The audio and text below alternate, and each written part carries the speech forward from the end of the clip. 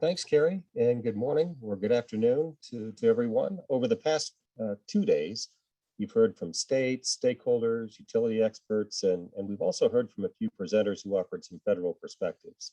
We kicked off yesterday with views from 3 federal leaders who took a look at how to address national planning issues on distribution grid modernization, interstate transmission, and transportation interdependencies.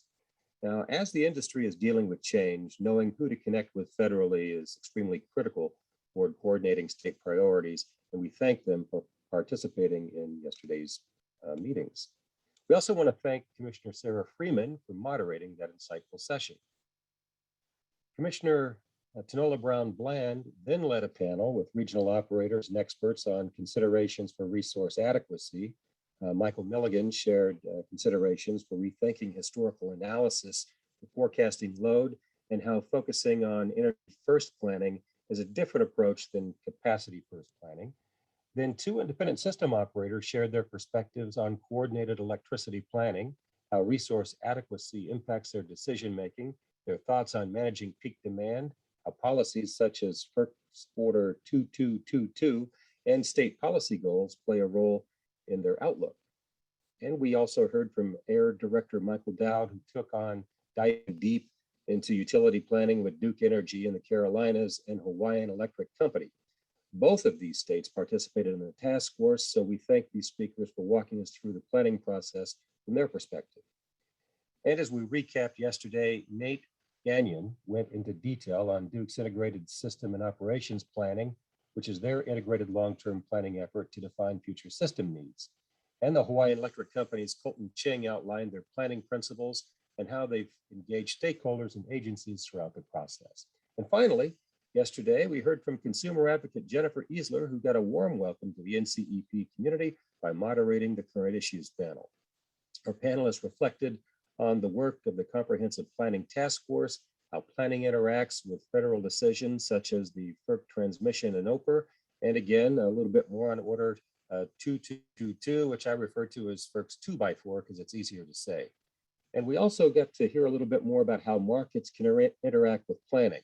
They also shared thoughts on how states can engage in a rigorous planning process. So thank you to everyone that is engaged in the end of the day discussions. Together, we pulled in over 19 resources and another 18 examples. So let's keep adding resources and examples so that the T&D resource catalog can hit 200 examples and resources.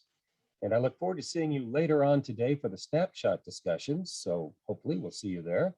So now let's toss it back to Carrie Worthington to launch today's sessions. Carrie?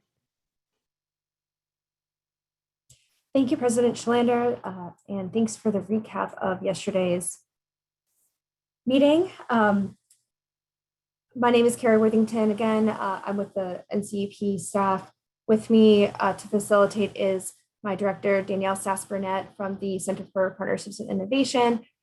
With us is Dominic Liberator and Jessica Diaz. If you have any trouble with your Zoom, contact Dominic. But then I'd also really like to thank both Dominic and Jessica for helping me run this meeting run so smoothly. It's been full of content and technically sound. So if you disagree with me, please fill out the evaluation. We're looking to hear from you. So that's where you can send back your feedback. So, thanks really to Danielle, Dominic, Jessica, and the NCEP leadership for today's meeting. So if you'd like to interact with us, please do. We have a few different points of interaction today. You can show your video. That's a really good way to signal to us that you'd like to speak. You can unmute yourself if we're not calling on you, we don't see you. But also you can use the chat box. It's been a really, really good way for everyone to interact over the past few days. Speakers are able to really get into a little bit more detail on some of the responses in the chat. So if you do have an intro quick question, please send it over the chat. If we're not able to address it in the Q&A, the speakers can take a look at the chat.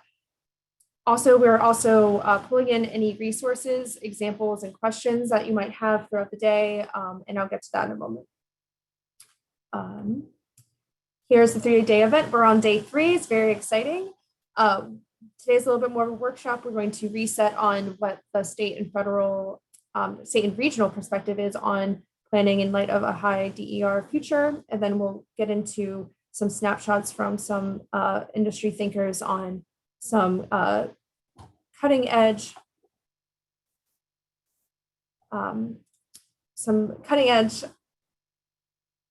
tools and modeling and planning resources for you all to think about. They'll speak for about 20 minutes, and then President Schlander will moderate a 15-minute discussion with all the audience members. So he'll ask questions not only of the speakers, but also of the audience members about what they thought, what they agreed with, what they disagreed with, and get into some back and forth on those ideas. Again, these are the critical times of your engagement. As you can see, we're on day 3, and the snapshot session is a little bit different than the Q&A.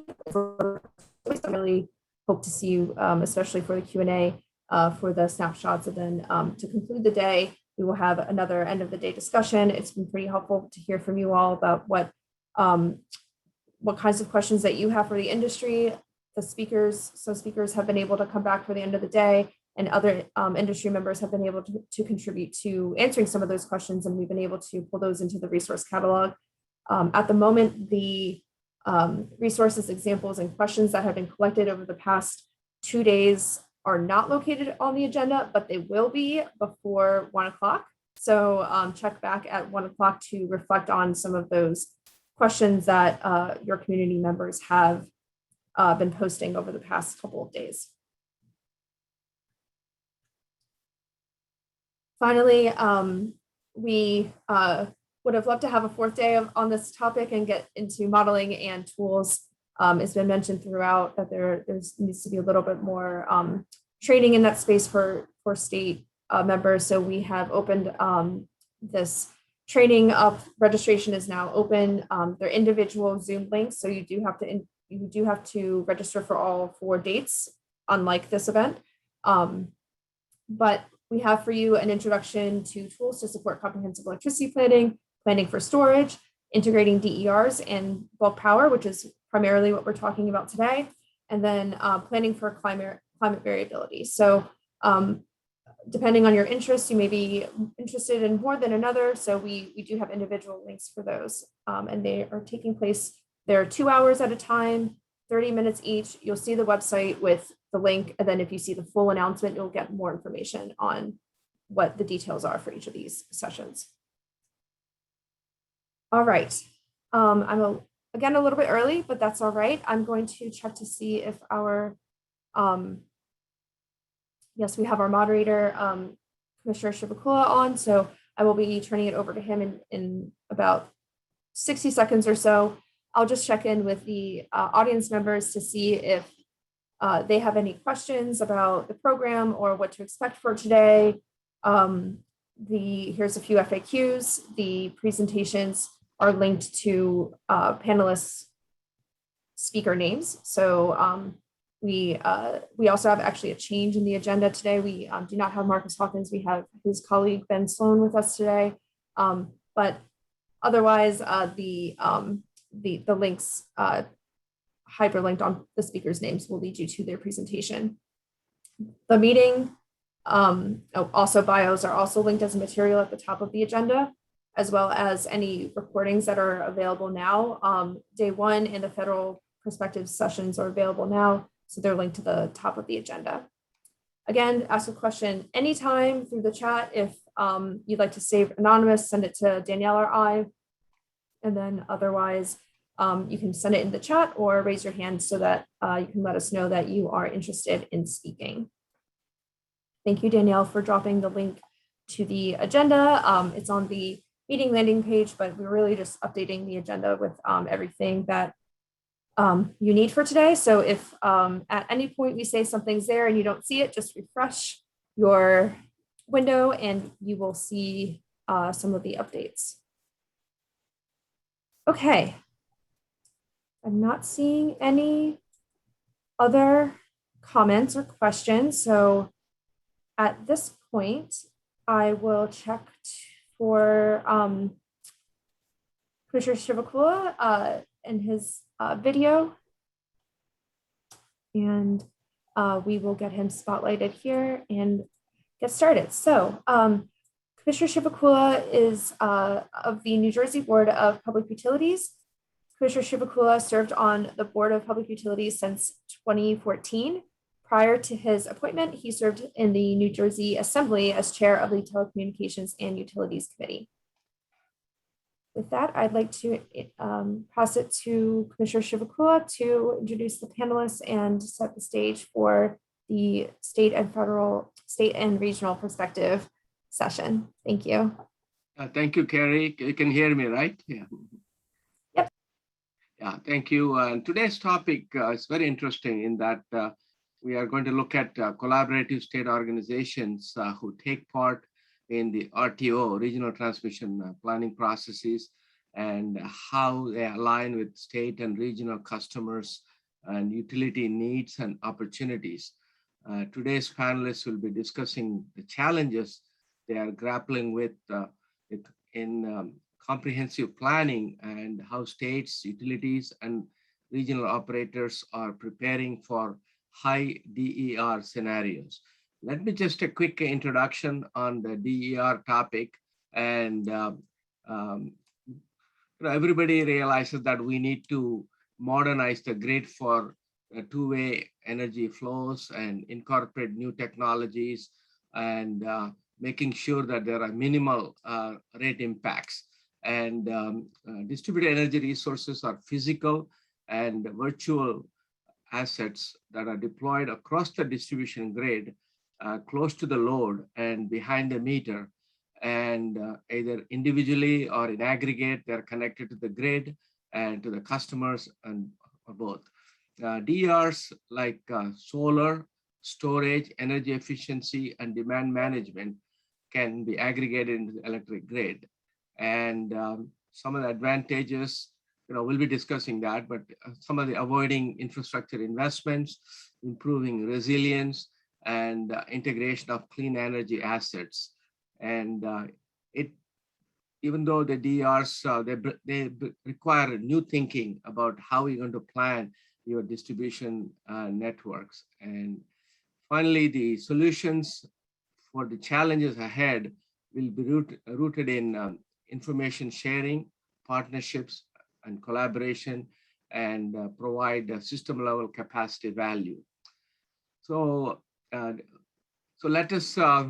me try to introduce the three panelists, and we have, let's start with, the first panelist is Ben Sloan from the Organization of MISO States.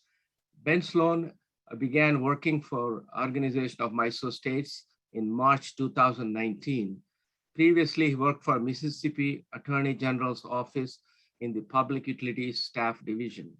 Then he followed and participated in various MISO-related stakeholder forums representing Mississippi Public Service Commission. Prior to that, he represented Mississippi Department of Human Services for the Attorney General's Office, and he has a bachelor's degree in English and political science, as well as a law degree from the University of Mississippi. He is admitted to practice in Mississippi, Washington, D.C., and before the U.S. Court of Appeals for the D.C. Circuit. He's also a member of the Energy Bar Association. Maybe, let me have Ben start discussing the topic. Then the second speaker I'll introduce at that time. Sounds good. Thank you for the introduction, Commissioner. And I'd just like to thank everyone for the opportunity to speak with you today. Before we jump in, I'd have two disclaimers. First, any of my comments today are purely on my behalf and not on behalf of the Organization of MISO States. The second is that we have a 3-month-old in the house. So if you hear any baby noises, you'll know where that is coming from. And with that, we will go ahead and jump to the second slide. All right, so just a little background for everybody on the Organization of MISO States. We're a body of 17 retail regulators across the MISO footprint. 15 of those are state public utility commissions, and then we also have the City Council of New Orleans, and we also have some interaction with the retail regulators in Manitoba. And so There are various characteristics within the MISO footprint that weigh in to the conversation on comprehensive planning. And so we'll be offering some of the perspectives today from the state regulator or regulatory state commission perspective. So within MISO, the utilities are primarily vertically integrated. We do have some retail choice states, primarily Illinois and a portion of Michigan. We also participate in the regional scenario-based planning processes at MISO. And so just some of the themes that you'll see running through my comments today. Within the Regional State Committee, OMS, there's some different perspectives on the level of certainty that comes with scenario-based planning. Some folks think that scenario-based planning is a crystal ball.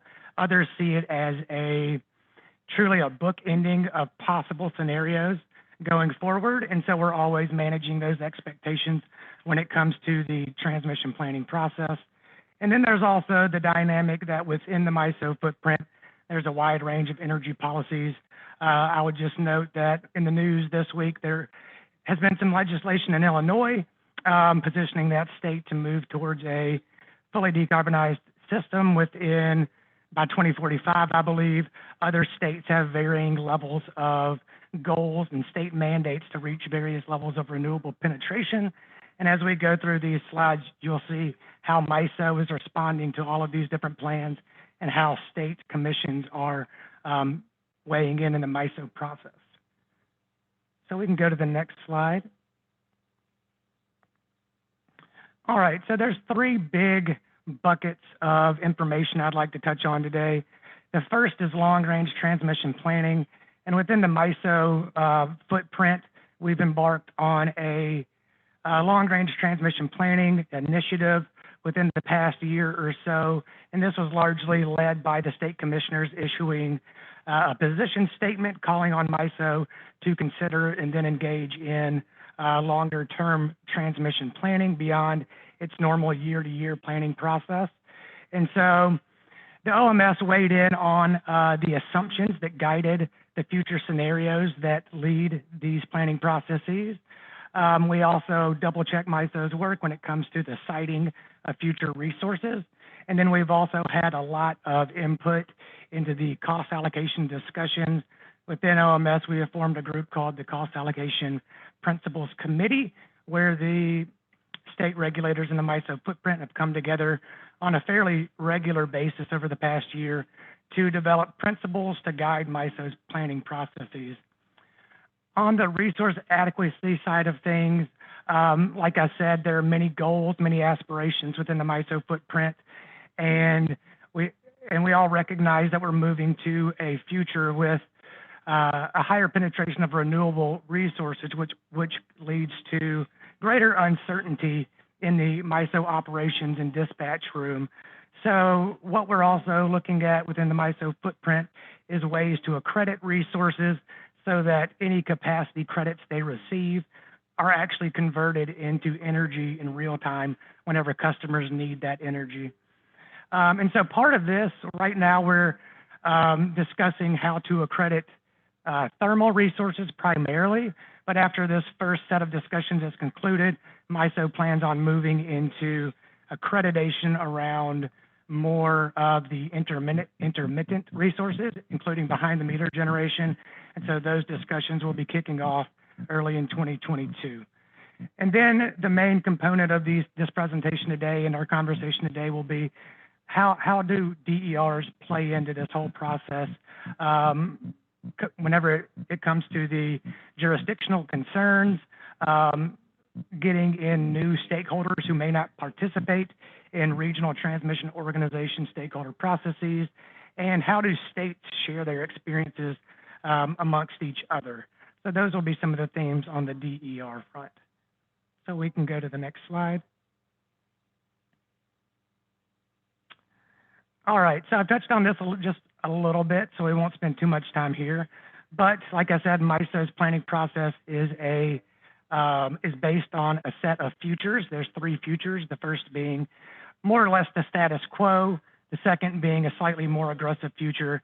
And then the third, which anticipates 80 to roughly 50% renewable penetration with up to 80% of renewables showing up in real time in the energy markets. So we have a wide range of bookends here. And over the past year or so to 18 months, there's been a lot of discussions that state regulators have been involved in to guide that process. So there's always the discussion of how we assess benefits within the transmission planning process, and that's intimately intertwined with the cost allocation discussion. And so that's where that CAPCOM group that I had referenced earlier, the Cost Allocation Principles Committee within the MISO region, comes into play, where state regulators can see what are the driving principles related to benefit assessment and cost allocation when it comes to transmission development. So we can go to the next slide. And so this slide is supposed to provide a good highlight overview of the resource planning initiatives that are going on at MISO. And so the biggest point that I would point to here is that states recognize that as we move forward, there is more uncertainty around the dispatch of generation within most, if not all, RTOs, and that as we're not able to dispatch intermittent resources, that there's going to need to be some way to ensure reliability in the face of that uncertainty. And so right now, like I said, MISO is trying to figure out ways to bolster the resource accreditation within MISO. Part of that comes to breaking down the resource adequacy construct within MISO into a seasonal construct. So that's in contrast to its current resource adequacy construct that looks at system risk on a yearly basis, looking at that peak hour where there is the greatest need for electricity, shifting to a construct that really looks at the risk that exists in the shoulder seasons and off-peak hours, and how MISO can really accredit resources to contribute to generation emergencies, transmission emergencies throughout the year. And so to that end, states are focused on making sure that reliability is their primary concern, and to that end, the states have been largely supportive of MISO's efforts to try to address some new type of resource adequacy construct in the face of growing uncertainty. So one thing I'll note at the bottom right of this slide, OMS and MISO team up on a yearly basis to have a 5-year outlook at the expected generation profile going forward. And so that's the OMS MISO Resource Adequacy Survey. MISO is also embarking on a longer-term look at the resource mix within the footprint, and that's known as the Regional Resource Assessment, and that looks out 6 to 20 years into the future. That's a new effort, and MISO should be releasing its first report there by the end of the year. So we can go to the next slide. And so I'll just note on this slide here, the states within the MISO region have been heavily involved in MISO's response to FERC Order 2022, being the retail regulator within MISO. In Order 2022, there's a lot of discussion about the coordination framework between the RTO and the states. And so the states and MISO have really been working together since 2017, since the initial notice of proposed rulemaking that led to Order 2222, to really establish those communication links between the states and the RTO to ensure that we're having the conversations that we need to have going forward to implement this order. So we can go to the next slide. And so here's just a little timeline of how the states have been working with MISO. The states adopted a strategic priority back in 2016 and refined that strategic priority over the years, working with MISO, trying to get everybody educated and involved so that they could have these conversations with the RTO whenever Order 2222 did eventually hit. And so now that Order 2222 is here, there is a DER task force that's going on at MISO, which is chaired by one of the state regulatory staff from Minnesota. And there's also an electric distribution company workshop that goes on in coordination with that DER task force that allows some of the parties who don't necessarily participate in the RTO stakeholder process from the distribution company side of things to get involved in the Order 2222 compliance discussions and really understand how it's going to affect them going forward. So we can move on to the next slide. And here's just a little reference information for everybody. If you want to, you can go take a look at the work plan that OMS has been developing with MISO to guide our work regarding DERs, some of our past DER priorities with MISO, some of the recent DER survey results, as well as some of our extensive comments in the complaint that was filed at FERC last year, in which a stakeholder was asking for FERC to eliminate the demand response opt-out as a part of its Order 2222 efforts, and you can see the OMS position in those comments. So with that, I'll go ahead and wrap up my presentation. I look forward to the discussion.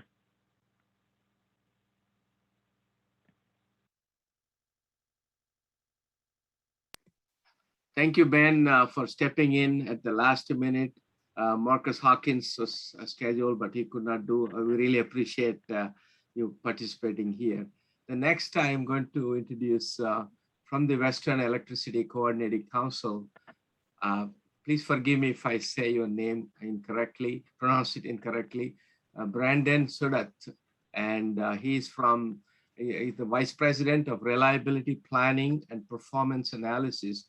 He's responsible for technical and analysis functions, including reliability planning and assessments, standards development, performance analysis, event analysis, and situation awareness.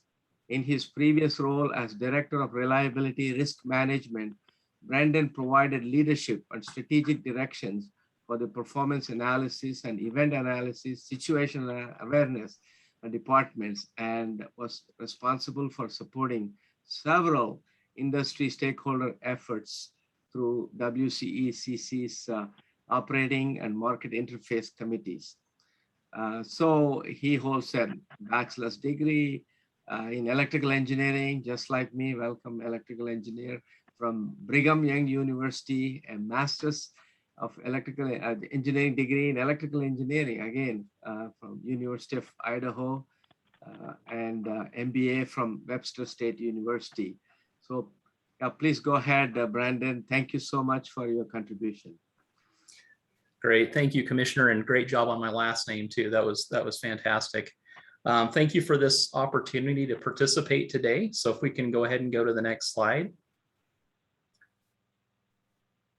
First, I just want to talk a little bit about WEC for a moment. So WEC is part of what we call the Electric Reliability Organization Enterprise, or the ERO enterprise. The ERO, or NERC, was created by FERC under Section 215 of the Federal Power Act.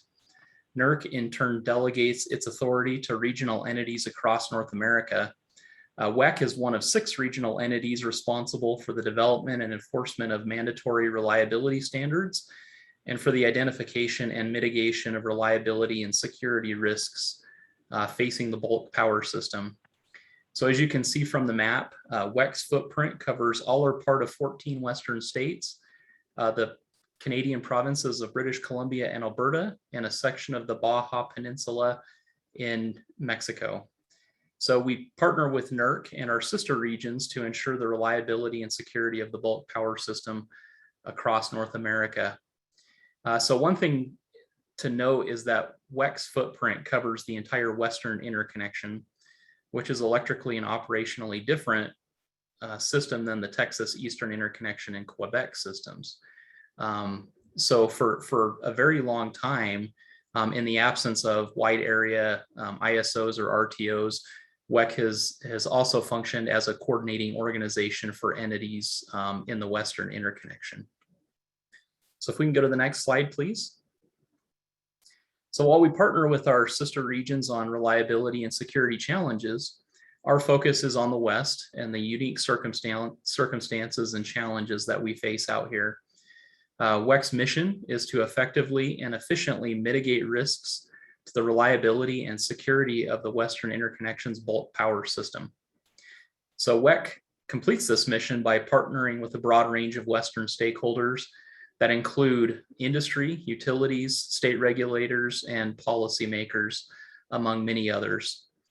WEC's role and sole focus is on the reliability and security, and it allows us to remain independent, and our West-wide perspective allows us to see across different functional entity boundaries, such as those seen by the individual operational and planning organizations, and allows us to view the big picture of reliability in the West. So if we can go to the next slide, please. So before I jump into comprehensive system planning, I wanted to provide some context to the types of challenges that the Western interconnection is facing. The West is in a state of immense transition. Load patterns are shifting due to drivers such as climate change, customer choice, and energy policies. New clean energy commitments are drastically altering the generation mix now and will be for years to come. So new technologies, wildfires, distributed energy resources, which is what we'll be talking a bit more about today, and other factors challenge the industry in ways that we've never experienced before. And our reaction to these challenges will shape the way that the system will look in the future, which is likely going to be very different from the way that it's developed over time in the past. Challenges to system reliability are intensifying and becoming more frequent and widespread. So in the West, 2020 was the worst wildfire season on record, and that's a title that will likely be lost to this year, 2021. The drought in the Western US continues to spread and intensify every year. Heat waves are impacting larger and new areas, as we saw with the August 2020 and the June 2021 heat wave events.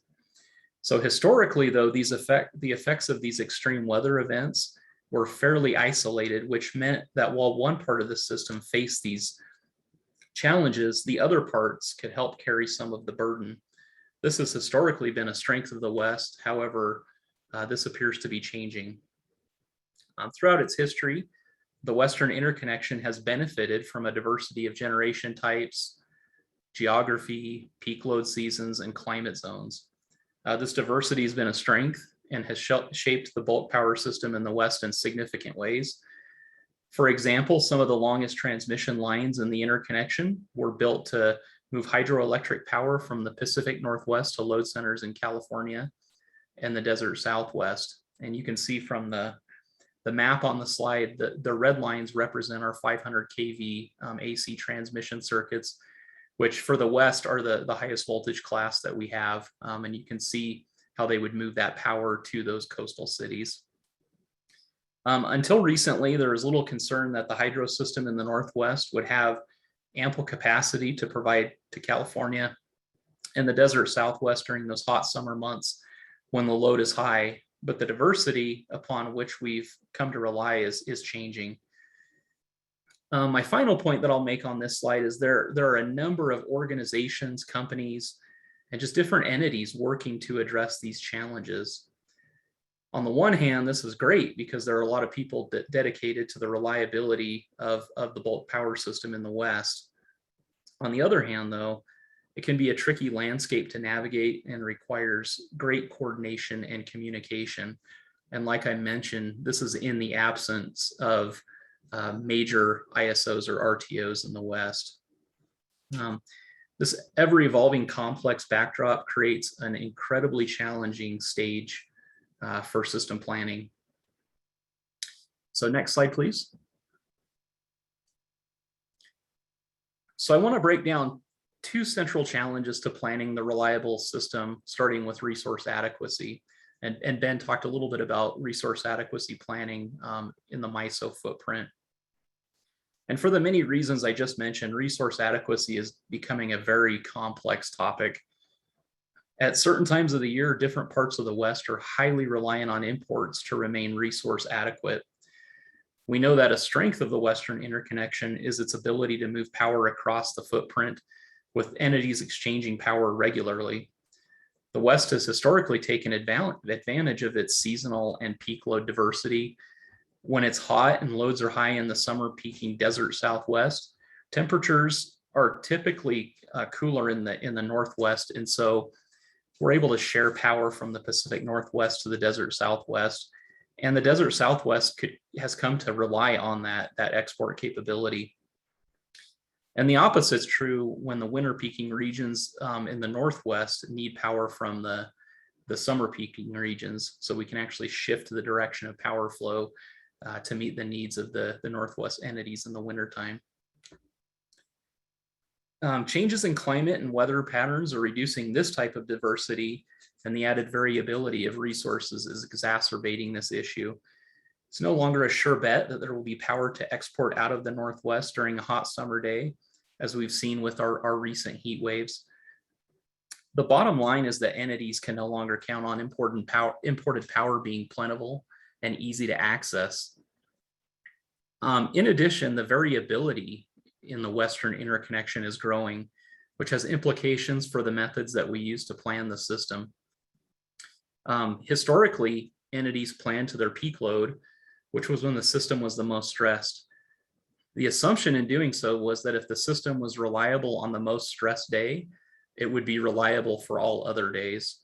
And for the most part, this was always the case. However, in recent years, this has changed, largely due to an increase in the variability of both resources and load, and because of the net peak challenge associated with solar output as the sun goes down. So as weather-dependent resources, wind and solar tend to fluctuate most in the spring and fall, and the amount of the fluctuation to be super large, especially considering the increased amounts of distributed energy resources coming online. In many cases, spring and fall can stress the system more than the peak day in summer or winter. Planning for this variability, especially with increasing amounts of variable energy resources, requires us to rethink how we plan for resource adequacy. So at WEC, we've focused heavily on using probabilistic analysis in our resource adequacy work. This type of analysis allows us to evaluate resource adequacy in a way that accounts for system variability and helps us identify those hours of the year where there is potential for resource shortfalls. We also look at the role and reliance on imports to determine how those shrinking margins may impact reliability. So if we can go to the next slide, please.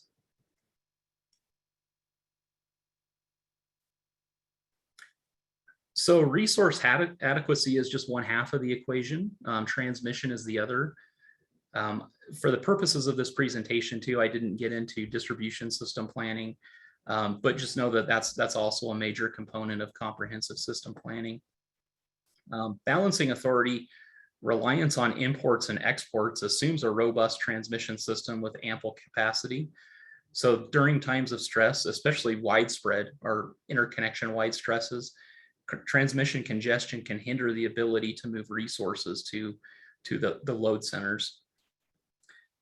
On the slide that I showed you just a couple ago, the high voltage transmission system in the West was designed and built to move large amounts of power long distances from large remote baseload resources to the highly populated load centers, largely situated along the Pacific coast. So considering incremental changes to this system may not adequately address the needs of the future, as we start to see how the spread of distributed energy resources and other resource mix changes are altering how the system is used. So these rapid changes represent great challenges to planning the system of the future. I'm going to skip over some of the weather and environmental impacts because I know that everyone understands some of the situations that we're facing with extreme weather events, with wildfires and drought in the West. So as with resource planning, transmission planning has typically entailed planning to the time of the highest stress on the system, and assuming all other times would be covered. For the same reasons that this approach is no longer adequate in resource planning, it's no longer adequate for transmission planning either. Before I leave this slide though, I would just like to touch on another element of transmission planning. In addition to assuring that there is adequate transmission capacity, system planners must also make sure that the system is robust enough to withstand sudden disturbances without significant degradation to system performance. Historically, excuse me, distribution system and customer load impacts, including those from distributed energy resources, were not thought to have a significant impact on the bulk power system. However, with increased penetration of distributed resources, transmission planners must model and study the impacts of these changing load composition on the reliability of the bulk power system. So if we can go to the next slide, please. So I don't want to spend too much time on this slide, but I will say that for decades, the Western interconnection behaved in an expected way. The system didn't change much year over year, and the future system could be reliably derived from looking at the past. In instances where something unexpected happened, the immense amount of headroom built into the system, both in transmission and in resources, allowed the West to cope. System planning has largely relied on the past as a predictor of the future. However, in recent years, changes to the system and risks to the system have created much more uncertainty. As the impacts of climate change, load configuration, extreme weather events, technology advances, and clean energy policies play out, the future becomes more and more uncertain, making system planning a much more difficult task. Next slide, please.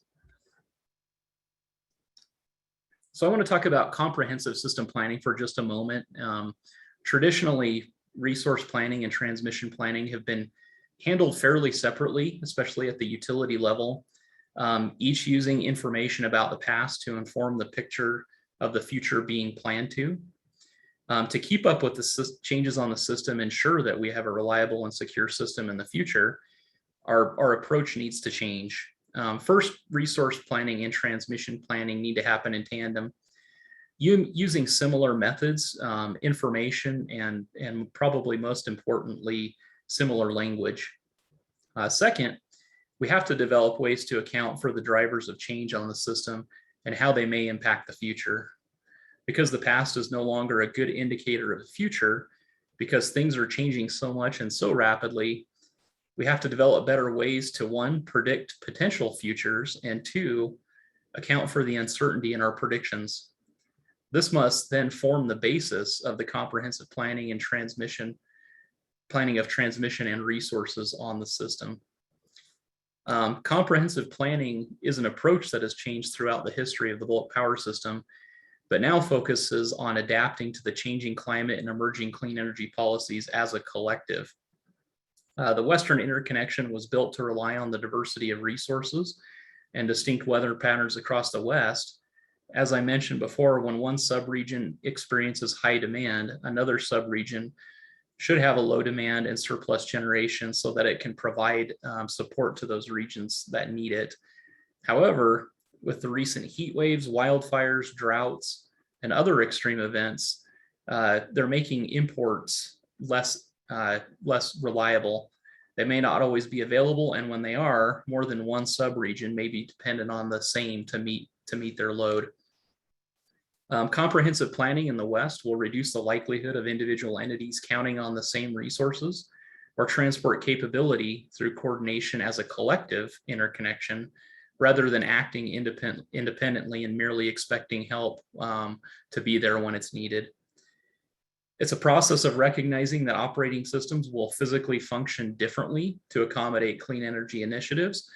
And we will definitely need to coordinate broadly with all of the subregions to know what electricity is available and where it can be consumed. So if we can go to the next slide, and I think this is my final slide. Here's just my final plug for WEC and the other regions within the ERO enterprise. We stand ready and can add value to your decision-making processes. If you're not located within the Western interconnection, please talk to your local regional entity. Any of our sister regional entities can help you out. We know that there are a lot of challenges ahead of us, so we would invite you to please join us, ask us questions, and work with us to help plan the system of the future. So with that, I think I will turn it back over to you, Commissioner. Thank you very much, Brandon. And now that we have toured the Midwest and the West, let's go to Southwest. And we have Paul Susky, who is the Southwest, from the Southwest Power Pool, or known as SPP. He serves SPP as an Executive Vice President of Regulatory Policy and General Counsel. He's responsible for managing the organization's legal and regulatory policy groups and serves as a corporate secretary. Prior to joining SPP, Susky was appointed by Governor Mike Beebe as chairman of the Arkansas Public Service Commission and a member of the governor's cabinet. So he served both the positions from 2007 to 2010. At the time of his appointment to the commission, he was in his third elected term as North Little Rock's city attorney. Prior to joining city attorney's office, Susky worked for former United States Senator David Pryor and for Arkansas Attorney General Winston Bryant. Susky is a retired colonel. Hats off to you for your service in the United States Army, where he served in the JAG groups, JAG Corps, and he has served as a military judge for the Arkansas Army National Guard, and is a veteran of both wars in Iraq and Afghanistan. Welcome, and once again, thank you for your service to the country. Well, thank you, Commissioner, and I appreciate the invitation to take part in today's panel. And I look forward to the discussion. What I thought I would do is do the courtesy overview. I've got some slides of SPP-RTO, and actually feeding off of Brandon's presentation, talk a little bit about what we have going on in the West.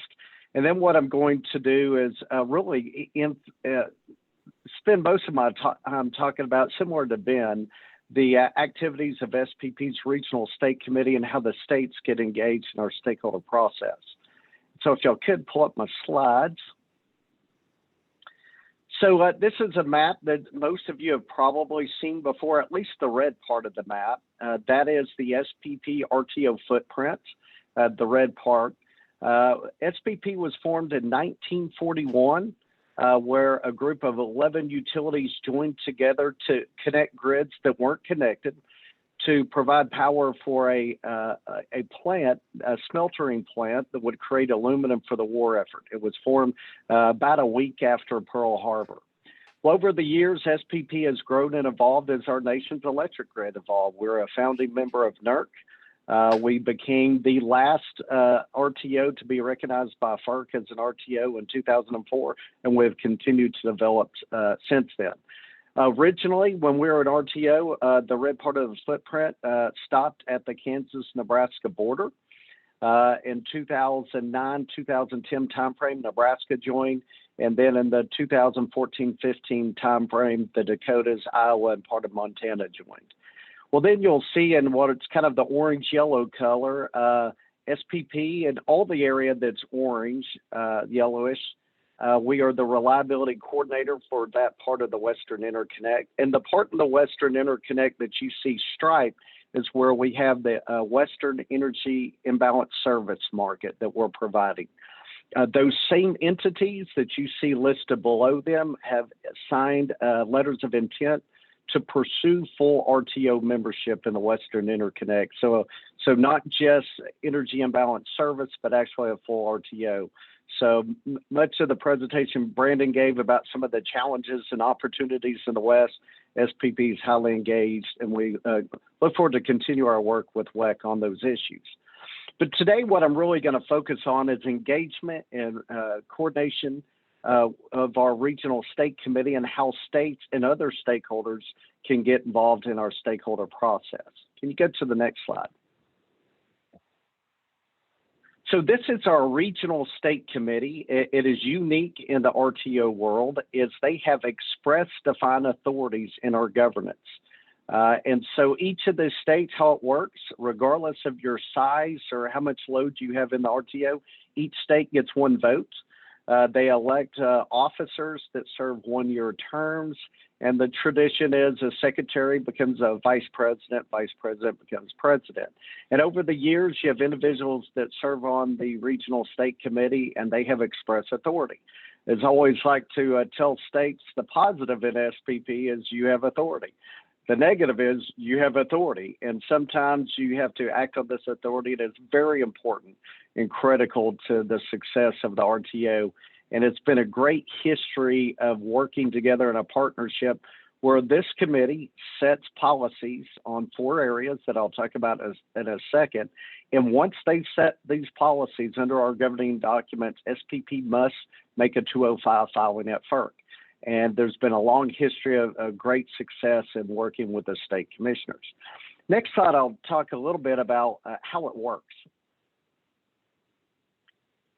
So here you have also what's known as the Cost Allocation Working Group. This is traditionally state staff from the various commissions and entities on the Regional State Committee. This group, the Cost Allocation Working Group, meets monthly, sometimes more often, and they meet and discuss their authorities and issues that are activities are engaged in the RTO, whether it is resource adequacy, whether it's planning, or just issues of interest that may not be per se in their authority, but they research and take a look at a lot of these information. They take their information, make recommendations, and then they give their recommendations to the full Regional State Committee, which I showed you on the prior slide. It's composed of state commissioners. And then they vote on their policies. So this is a long history that goes back to 2004. It was an unknown and uncertain concept to have states have authority. Actually, there was some interesting comments filed about this idea in the FERC dockets in 2004, but ultimately FERC approved this construct, and it's been worked extraordinarily well for the region. Now, the next slide, if you can transition, I'll talk about the exact authorities of the RSC and how it really works together hand in hand with the planning that today you're talking about: resource adequacy planning, transmission planning. So the RSC has 4 express authorities. And actually the description you see here is almost verbatim from our governing documents, SPP bylaws. So they have 4 authorities, which we break them up in the area of cost allocation. And then if you look at the far right, you will see how many times they've used this authority. So cost allocation has been an authority the RSC has used the most, as you can see, 10 times. And when they develop a cost allocation methodology, SPP must make a filing at FERC for that approval. We've been wildly successful at that. You had one cost allocation methodology that was in a proposal that was rejected by FERC, but they didn't reject the cost allocation methodology. It was another area that was rejected. And one other interesting concept is one of these times that the RSC used their authority is SPP stakeholders developed a concept on a cost allocation, was presented it to the Regional State Committee, and they rejected it and didn't think it was good public policy, and it stopped at that point. Other authorities include FTR, financial transmission rights, as authority that the RSC uses from time to time. Next, you'll see resource planning for remote resources, is authority the RSC uses when SPP changes its planning process. And probably the 4th authority, most pertinent to today's discussion, although they're all pertinent, is resource adequacy. So the Regional State Committee has the authority is primary lead on how we determine resource adequacy in the footprint. And that last box included on this slide, because this is a direct quote from our governing documents that says, as the RSC reaches decisions on the methodology that will be used to address the issues above, that SPP will make a filing at FERC. And we have done that each time the RSC has reached that authority. And so when using this authority, in addition to their inputs on this, where they are the lead, there are other ways that the Regional State Committee gets involved and engaged in our processes. Could go to the next slide. So you see the number of times that the RSC has formally taken step. This slide shows you the historic activity that the Regional State Committee has been involved in, both when we started an energy imbalance market in 2008 to the full integrated marketplace. The states oversaw, endorsed, or approved cost-benefit studies that said, this makes sense for the region continue. They've been highly involved in strategic issues. This year, we wrapped up the 2020 strategic plan for the RTO. The RSC had liaisons to that leadership. Transmission planning, been highly engaged. Ratepayer advocacy. So try to make sure ratepayers are paying for costs that are prudent and make the most sense, and they'll address concerns about cost overruns for transmission plans in particular, and then also cost allocation related issues. Two that they are currently engaged in, pertinent I think to today that I want to really highlight that's not on this side, is our Order 2222 Task Force. I know Commissioner Thomas is on the phone. He serves on that task force, as well as Commissioner from Missouri. And so key thing with this is these are voting groups, and the RSC has votes on this particular task force. And the most recent one related to the challenges of resource adequacy that has been discussed earlier, in particular the changing grid, is a task force that is being led by Commissioner Ted Thomas from Arkansas, who's on this WebEx today, with a newly created Improved Resource Availability Task Force. As y'all know, it's been well discussed about the challenges of the recent winter weather event in February of this year. And when you have planning and studies and assumptions, you assume what the value is that generators can bring to the grid. And you also make assumptions of how much accreditation they should get for meeting resource reserve margins. Well, the winter weather event saw challenges, saw some types of generation was able to perform in these extraordinary historical events better than others. So a task force, which is led by the RSC, and the RSC did decide to include stakeholders as well, to take a look at what changes, if any, need to be made in our resource, how ways to improve so that resources are available during these extreme weather events. So that is how our states are highly involved. Obviously, if you're an SPP member, you can be engaged in our processes on all of these issues. And also any stakeholder, any of our meetings, you can show up, participate, get engaged in our task force. We're known to have wide open meetings with anybody able to engage and participate. So that's my high level presentation about the number of activities we're talking about this afternoon, particularly with an emphasis on the state's roles in these processes. That's my presentation, Commissioner, and I look forward to the discussion. Yeah, thank you, Paul. And one RTO we did not cover is PJM, and you can visit pjm.com.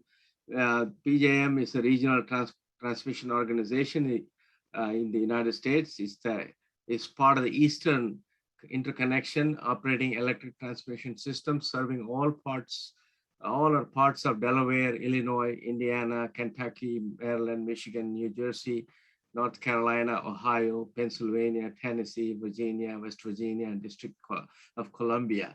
And it is one of the largest RTOs. And one of the things about PJM is that PJM was the first RTO to undertake a state agreement approach. And I think this is a part of the transmission planning process in making use of the RTAP. And would you like to make a comment, any of the panelists?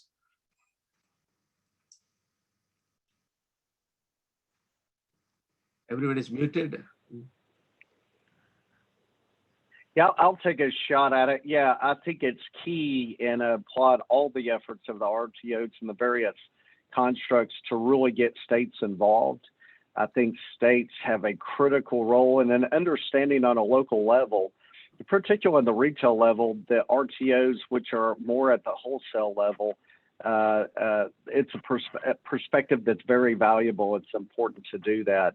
And as the RTOs and market operators continue to evolve and develop, I think state involvement's becoming more and more important. Any others? Okay. Yeah, I think in New Jersey, I come from New Jersey, and we have a very aggressive goals of introducing offshore wind energy, which is 7,500 megawatts. And we needed to bring the transmission to the land, so that way how we can benefit, because we are also, New Jersey is one of the states that's very congested in terms of the transmission requirement. So we needed to take advantage of the state agreement approach, and we're going through the process. So hopefully we'll learn more about it as we go forward. And any questions? Let's see. How do you see this planning processes? With all this new renewable and energy and clean energy sources are coming along, and some states want to go clean by 2035, some want to go 2050. Depends on a lot of the East Coast states, which I'm familiar with. And I know there are a lot of planning challenges, location, siting of transmission systems. Would you like to comment on that? So yeah, I can comment on that. At MISO, what they're doing is, like I noted in my presentation, embarking on a regional resource assessment. And so what they're trying to do is roll up all of the plans across the footprint, all of the goals, to see what the transmission systems needs will be over the next 6 to 20 years, trying to identify those common issues so that information can be rolled into state planning processes. It's not necessarily trying to usurp or upend any of those planning processes, simply just another regional look at the expected generation mix further out in the future than most of our looks go. Okay. yeah, and I'll just kind of jump in too. I think that's, the crux of some of the challenges that we're facing in the West is just the sheer number of potential resources coming online in the future. I know a lot of the entities that do interconnection planning they have a backlog that's just super long because of all the potential projects coming online. So I think, for coordinated planning of the future, we have to figure out how to quickly and I guess in a coordinated fashion, understand some of the impacts of massive amounts of renewables coming online at one time. And then there's the added challenge of, okay, how do we develop a transmission system to support this changing resource mix as well? As I mentioned in my presentation too, the West doesn't currently have that benefit of a wide area RTO or ISO to really coordinate a lot of these activities. We've relied on the FERC Order 1000 regional planning groups in a lot of sense, which in the West become groups of entities getting together to do this coordinated planning. But I think in the future, there's going to have to be much more coordination in terms of some of these larger transmission projects that cross multiple states. And I think, especially for us, that's one of the challenges that we have to understand and face. Thank you. I think, Yeah. Go ahead. Yeah, Paul. Yeah, well, Commissioner, I'll add, about 10 years ago, SPP found itself with most or all of our states had some renewable portfolio standard, roughly the same. And there was realization you could not do this if you were standalone, whether as a utility or as a state. And you had to have transmission, you had to have a consolidated balancing authority, and you had to have one economic dispatch. And so over that 10 years, a key component, as I mentioned earlier, the Regional State Committee developed the highway byway cost allocation methodology. That has helped us to build $10 billion in transmission. And because of the build out, because of the consolidated balancing authority in the market, all the states met or beat their goals for renewables in our footprint. We are the first RTO where we have the largest in 2020, the largest generator in our footprint was wind renewables. And just amazing that we have that. And we frequently, I can't even keep up with how many daily records we meet when we reach over 70% wind penetration in our footprint.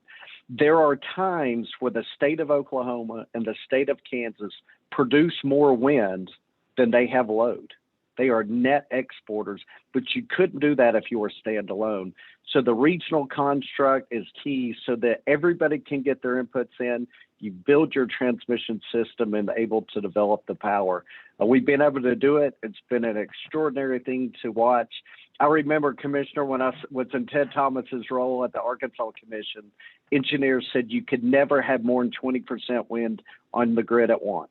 And we've exceeded 70% multiple times. So it's been great to watch, but you have to do it from a regional construct, and everybody at the table and involves key to make it work.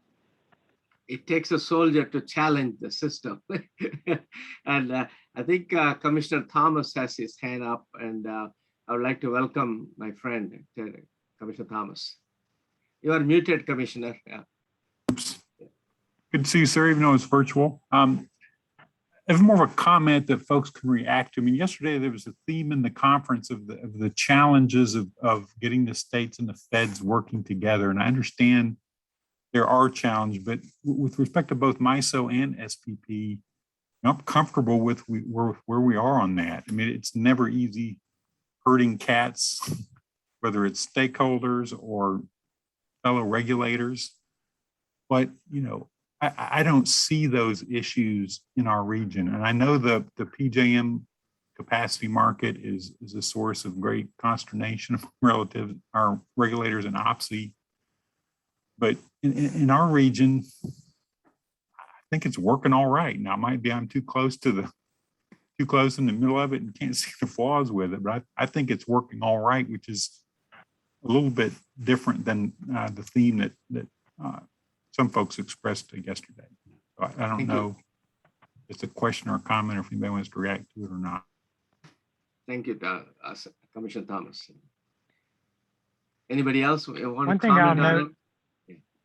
yeah, but I'll note one thing in response to Commissioner Thomas's assessment that things are working well in SPP, at least in the MISO footprint. We're looking at ways to modify our existing cost allocation methodologies for longer range transmission projects. And we've also been looking at ways to get interregional transmission built. And we've understood that whenever you have competing cost allocation methodologies across a seam, it often acts as a barrier to transmission development. And so we're battling and discussing how to either implement some type of split of cost allocation methodologies within an RTO, if that's possible, whether or not that will foster beneficial transmission build out, or whether or not there needs to be a unified cost allocation methodology within each region for a particular project type. So those are some of the conversations we're having in MISO right now. Anyone else? Okay. There is a question in the chat for Ben, but let me frame it. Yeah. For quarter 22-22 guided the stakeholders to aggregate distributed energy resources such as photovoltaic, solar energy with storage. States with demand response programs no longer can opt out because of for quarter 22-22A. And I know, Ben, your state, what is your position of your state or your agency, and how do we deal with the demand response issue? So when it comes to demand response, we're really, especially when it comes to load modifying resources within MISO, we want to ensure that they show up and they're able to respond to system needs as quickly as possible. I know on the LMR front that MISO has recently been reducing the call times for load modifying resources, because whenever you have a resource that can only respond in 12 hours or so, it's not necessarily helpful in a time of emergency, especially when there's a large drop off of renewable resources or something else like that. So part of that resource accreditation discussion is ensuring that whenever we hit a time period where the system is stressed, that we have resources that can respond quickly, and that applies to demand response as well. We need to be able to count on those resources when we need them. Okay, thank you. And anybody else wants to comment on that for quarter 22-22A? All right. Let's just talk a little bit about the DERs and what are the barriers you see when you're doing the transmission planning. The DERs, of course, we talked about renewables and all that. there are also other generation like combined heat and power and etc. So what do you see that creating a problem behind the meter? So I'll speak to that quickly. From a transmission planner's perspective, I think one of the biggest challenges is just the uncertainty around DER, knowing how much is going to show up, how it's going to behave during system contingencies. Like I mentioned earlier, I think in the past for transmission planning purposes, you could largely assume that the distribution system, that customer loads really had a negligible impact on the bulk power system. But because of this increased penetration of DERs, it really changes the game. You start to see that line between transmission and distribution blurring, and the impacts of customer loads are really starting to impact what's happening on the bulk power system. I know in the last couple of months, we've seen a few instances from utility level renewable projects, inverter-based resources, where you have a transmission fault and you end up losing a lot of inverter-based resources because of the ways that they're programmed. So for me, I think one of the big challenges is just understanding the technologies, understanding how they behave during fault conditions, and modeling that so that we can be assured that we're developing a robust transmission system that can withstand some of the impacts related to contingencies from these resources. Okay, we are almost at 2 minutes. Kelly, can we continue beyond 1:45 or? You can take another question. Yeah, okay. There's one question that came, let's see. So there is regarding, this is for, I don't know, Paul, you are very popular. So you got a question about what topics are rising from to the top in the SPP order 2222 task force you mentioned. I would say that I agree with Brandon about the challenges of DERs on the engineering side. Now, he shared some of those thoughts. I'll put the legal regulatory hat on. It's a challenge. One of the biggest challenges I see from a perspective, this is truly a rubbing against the authorities of states and the federal government. It challenges cost allocation issues on a retail level. Where many states, and Ted Thomas has raised this, may have to look at a number of the components they have on the retail side. And a challenge we have over 550 entities that are on the retail distribution side, many of which we have no contractual relationship. I question if some of these really small entities even understand and know what an RTO is. And so it's putting the RTO, which is largely wholesale, very much in the retail area.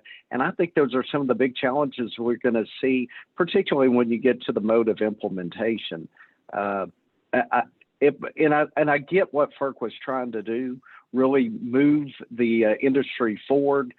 But I think in vertically integrated regions like SPP and MISO, it's really going to be a challenge that I have a concern that I hope it's not correct, but it may create more challenges and costs than it actually creates value, particularly in vertically integrated states.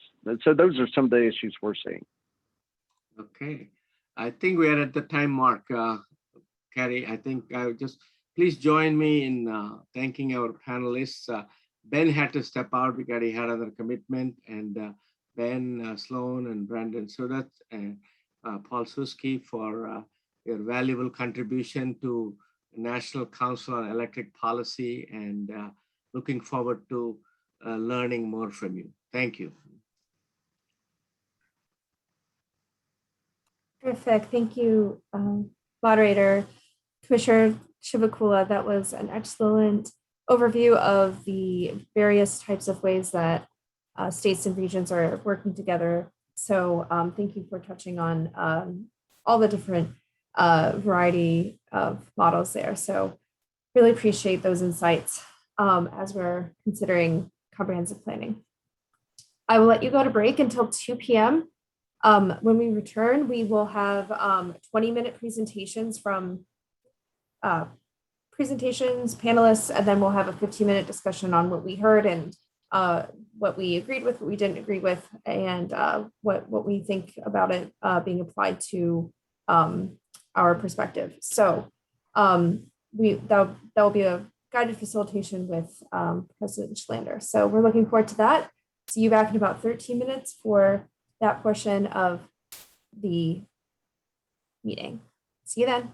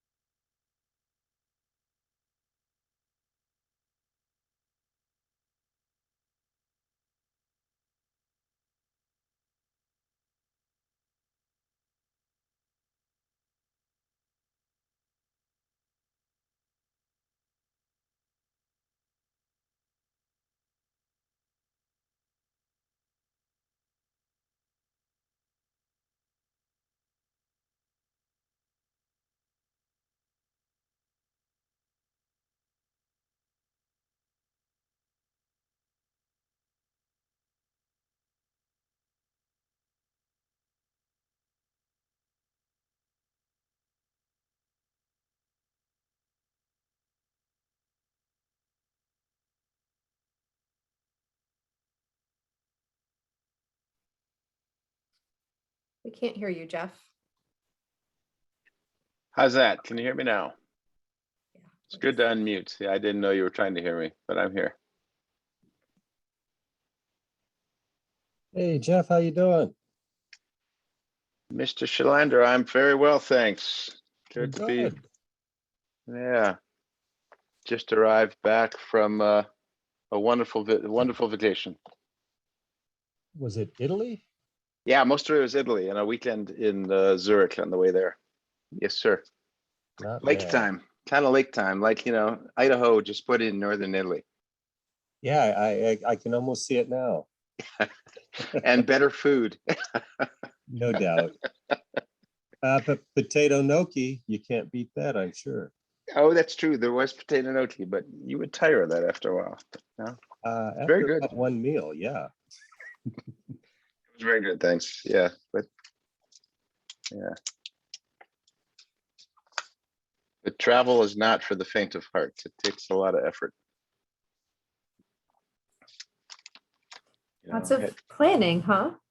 well, and all the way down to, you know, you have to figure out in Italian where to get a COVID test, then get the test, figure out how to get the results fast enough through the internet to then prove to the airline that you can fly. And then all those other fun things. And all good. It all worked. Yeah. Great. Well, welcome back, everyone. I'm going to actually launch a poll just to see if I know we have a mixed crowd here. I've seen a few people be able to make it every day, so congratulations. I've seen some folks just appear today, so welcome. Just trying to get a sense of that as we go into our last full session before the end of the day discussion. We've been doing end of the day discussions for the past several meetings to digest all of the resources, examples, and remaining questions that our community has. So this session will be a little bit different. Each of the individual panelists will present for about 20 minutes, and then we'll participate in a group discussion where everyone is invited to, will be in gallery view and go through what everyone thought of the presentations. So I'll leave it to President Schlander to explain a little bit more. So I will thank you all for participating in the poll. I will let everyone know how we're doing here. So most people have been able to join for most days, so that's really great. Good, we have a good mix here. Wonderful. President Schlander, we're 1 minute past the hour, so how about you take the mic? Okay, you bet. Hey, thanks again, Carrie, and thanks for all your work this week along with Danielle. Certainly do appreciate it. And this is the final stretch for day 3. And as Danielle and actually as Carrie just mentioned, it's a little different than what we've done. But I think we're going to have a little bit of fun with it as well. And along the way, I'm sure we're going to learn a few things. So what we have are 4 discussion leaders who will each have a chance to share their visions for how we can collectively work to evolve our capabilities to accelerate comprehensive electricity planning. And for each topic, the leader of that discussion will kind of let us know where they think we are, where we need to go, and what information, tools, and resources and examples we need to move forward. So simply put, our presenters will offer some thought bubbles, and presenters will then set up an idea or concept for about 20 minutes, and they're going to knock or bounce that idea around for about another 15 minutes. So we have, again, I mentioned 4 discussion leaders. I'll do their brief bios as we get ready to kick in with them, but I just want to let you know that it's Samir Sakar, Paul DiMartini, Carl Rabajo, and Jeff Ackerman. I'm sure that the only name I probably got right was Jeff Ackerman's, but they can all correct me as we move forward. So why don't we kick off the very first session here, and we're going to go to Samir Sakar, who's with ICF. And Samir develops innovative approaches to distribution system planning, grid modernization strategy, and distributed energy resource integration. And he focuses on the impact of DER and the implications for utility business models and system planning processes. So Samir, the virtual stage is yours. Fantastic. Thank you, President Schlander, NARUC, and NCEP for the opportunity to say a few words about this topic. Really thrilled to take part in the conversations over the past few days and participate in this distinguished panel. I'm a big fan of kind of leading in with the end in mind. So with that, I want to sort of start with kind of the takeaways I want to leave you with for this discussion on kind of analytical approaches. As we look back at kind of the task force outcomes, we're starting to see some commonalities in the visions. And I think those point to analytical capabilities that can support kind of the realization of those visions. I want to kind of talk about some of what the task force came out with, some of the feedback we got from some of the technical experts, utilities, planners, and other stakeholders. And in that context, think about sort of how improved planning can better enable outcomes, policy objectives, and the like. And I also want to leave you with the fact that I really love Venn diagrams, maybe a little bit too much. So with that, I want to start in, the keynote presentation by Danielle and Kirsten and Johanna really kind of set the stage on the NARUC-NASIO task force. They covered kind of the who, what, when, where of the task force. So I won't get into that here, but I did want to use these circular timelines as a starting point for the discussion today. And I should mention, I was lucky to be part of the team supporting the task force and had the honor of being one of the facilitators for one of the cohorts.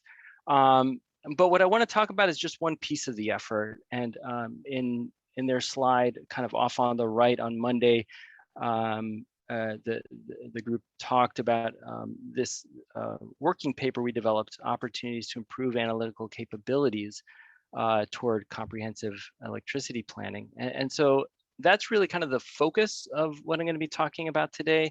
And if you're interested in sort of hearing a little bit more or looking into the details of what I'm presenting, that's a good place to look. So I want to start with some of the outcomes here. If in case you missed it, what we're looking at are essentially kind of circular timelines and essentially representing kind of different planning processes in different concentric rings. So you can kind of start at the top and work clockwise around. And for this amber example, kind of starts with RTO transmission planning at the top, and then utility transmission planning, resource planning, and distribution planning in the inner circle.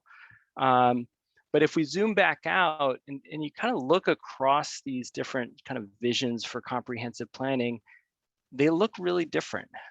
Different steps, different processes, sequences, information flows, analyses. But if we look a little bit more closely, we can see some similarities. And in particular, I'm going to focus on these kind of light blue sections here. If we look in amber, what amber said about sort of combined set of solution options, they said that these represent the idea of assembling a complete set of potential solution options for review in a holistic manner for meeting the needs identified in each of the planning processes. So you can see sort of this wedge sort of cuts across all four of those concentric rings. Similarly, turquoise in the center called their light blue wedge initial utility solutions, saying solutions in one process may be used to address a need identified in a separate process. So they gave the example of distributed generation reducing the need for either utility scale generation or transmission, or transmission reducing the need for local generation resources. Now, silver took a little bit of a different approach, and for full disclosure, this was the cohort I had the pleasure of working with. In this case, sort of, the solution identification that happens in the inner circle in distribution planning sort of gets turned into a DER supply curve and then combined with supply side central station options to provide kind of a composite supply curve. But again, it's sort of reflecting a similar theme, sort of thinking about this holistic analysis, looking at sort of full solution sets to address system needs. And so, we're starting to see some of these commonalities. And of course, it was the task force members themselves, commissioners, commission staff, state energy officials, who developed these through a set of interactive workshops.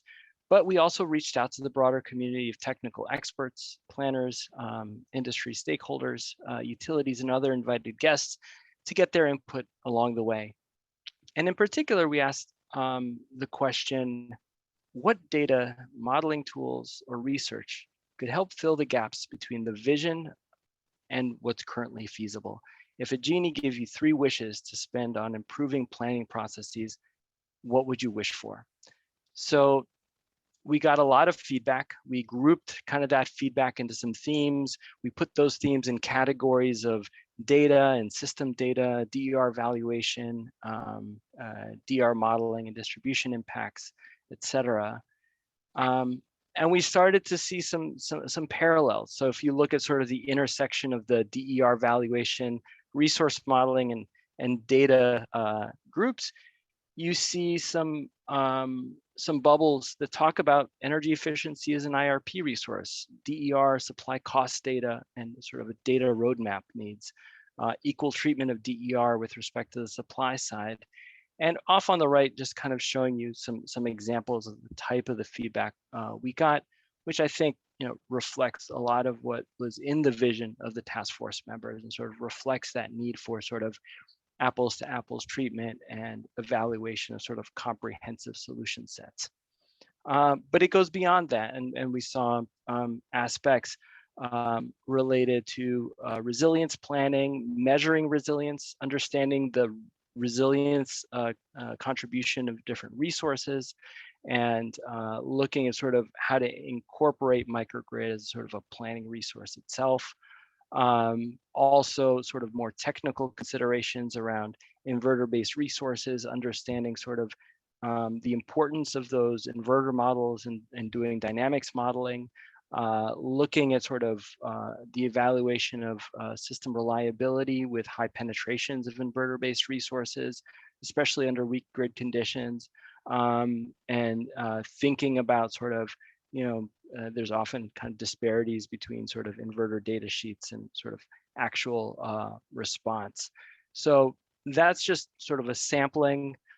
We heard a lot of other feedback as well around sort of treatment of retirements, mechanisms to accelerate retirement, how to handle stranded asset costs, measuring equity impacts of different approaches, redefining resource adequacy, as we've been talking about quite a bit over the past few days, the need for not just a DER supply curve, but a flexibility supply curve across all resources, thinking and a host of other aspects that are sort of encapsulated in these various bubbles.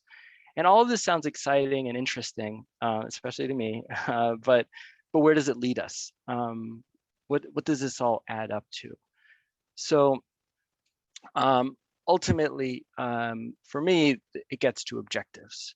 And what are we planning for? And traditionally, planners think about aspects like reliability, safety, security, resource adequacy, transmission system contingencies, bulk system congestion, distribution system thermal limits, voltage constraints, protection, and the like. But increasingly, we're seeing planners kind of expand that view and start to look at resilience and decarbonization, energy storage contributions, flexibility associated with variable resource integration, system inertia requirements, dynamic voltage support, cybersecurity. And that's even expanding further now to look at, directly modeling sort of equity and planning tools, looking at environmental justice outcomes and air quality impacts of planning decisions, looking at sort of electrification, transmission, distribution, generation, co-optimization, climate change adaptation, looking at the impact of customer behavior and evolving customer expectations on planning and distributed resource output. But ultimately, it speaks to sort of that endpoint. And from that standpoint, comprehensive planning and the analytical capabilities that enable that planning are what enable us to get to the kinds of objectives and policy goals that we've been talking about over the past few days. So if infrastructure is an enabler, better planning creates kind of the blueprint to enable a new set of ambitious objectives. So we're still in the early stages of ramping up a follow-on effort, sort of following this thread and building on the work of the task force. We're right now in the process of thinking through a revised version of the working paper I just mentioned. We're taking stock of current tools, doing an inventory, kind of parsing that through sort of a taxonomy, functionality, and attributes, and looking at sort of a gap analysis to form the basis of some recommendations of sort of fruitful pathways to look at ways to address some of those gaps. So please follow up with me if you have any questions. Look forward to the discussion. And with that, I'll hand it over back to President Shalander. Thank you so much. Well, thank you very much, Samir. And I like the sort of challenge of the genie and getting 3 wishes. I guess I'd throw my first one away for a better personality because I've needed one for a long time. The other 2 I'm gonna reserve for later. It's always that be careful what you ask for scenario. But on that, I'm wondering, throw that back at you. What are your 3 wishes as you look at that? And you were through this process. What were they? I think my wishes, it really focuses on sort of finding a way to strike a balance and strike a balance between sort of complexity, transparency, and the need to be nimble. Because often, as we think about sort of co-optimizing more and more variables and creating more complex sort of optimizations, it often creates a bigger black box and it makes it harder for participants and stakeholders to engage. It makes it more difficult to have conversations about what those tools are, what the assumptions are. And so I think as we want to have sort of a more holistic planning approach, we also want to sort of balance that against sort of the need for transparency and effective stakeholder engagement, and also the need to be nimble, because recognizing that the rate of change of technological progress is only accelerating, and that the last thing we want to do are create sort of plans that are out of date before they're finished. So I think, thinking about that sort of, the complexity, the transparency, and continuing to be nimble in the face of accelerating change, I think I would use up all my wishes on that. So you're kind of really taking me then to the whole idea, and you brought it up, which I was glad to hear, that you see this more as a dynamic project, that it's not a one and done, there it is, everybody run out and do it. Because of what you described, things are changing so quickly, and the only way for it not to be obsolete the minute that it's put out there is for it to pretty much be an ongoing process that never ends. So as you look to the next steps and how you'd like to be engaged with it, what do you really see if you were to put a little bit of mortar in some of the bricks you've put in there? How do you make that happen in the real world? Well, I think we really need to look at the places where the analytical capabilities can add most value, and look at targeted complexity with a mind to one of the quotes has become a favorite of mine over the course of the task force, that simplicity is the ultimate sophistication, and sort of having a value on simplicity while also recognizing the need for targeted complexity, I think is really important. So identifying those places where complexity can add the most value, I think that's really a place where I'd like to focus, and something I'd like to be able to get out of this next round of the effort.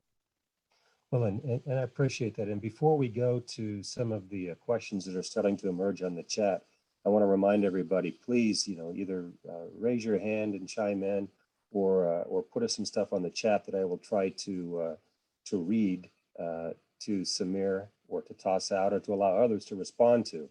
It doesn't have to be all on Samir, although Samir, you get another one.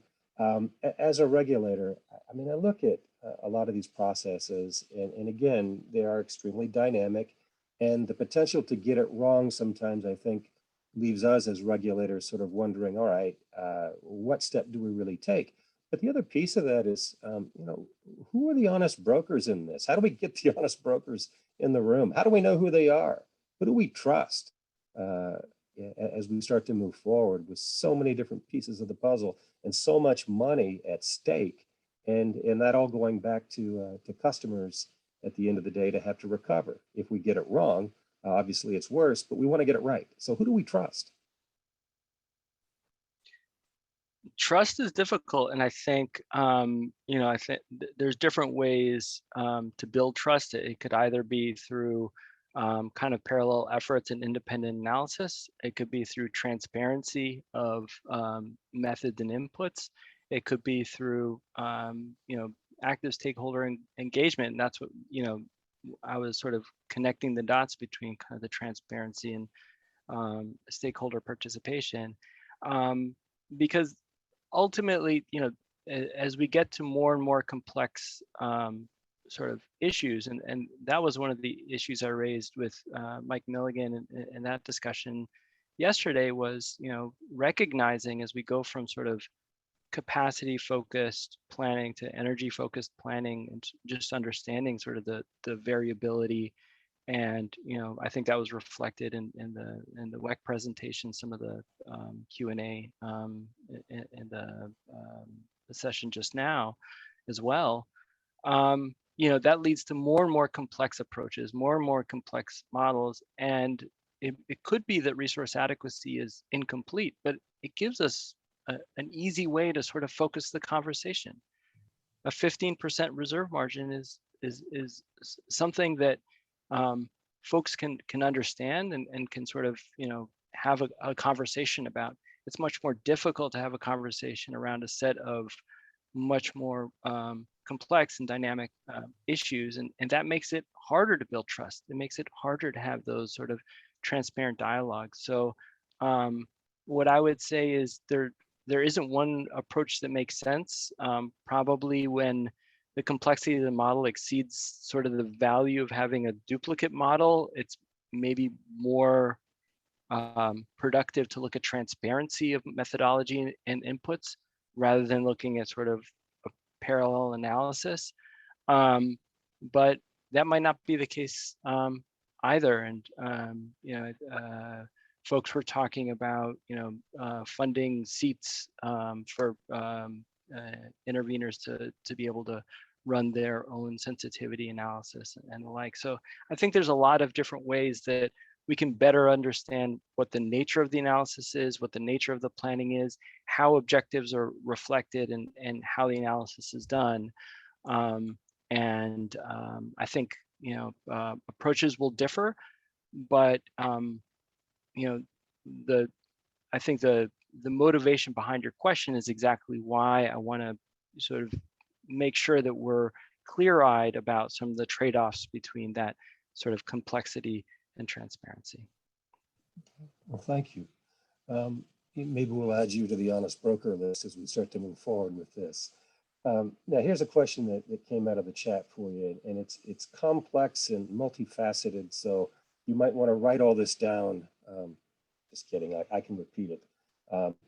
So Samir, what are your thoughts about the who in all of this? And I think we touched on that just a little bit. We can unpack that further.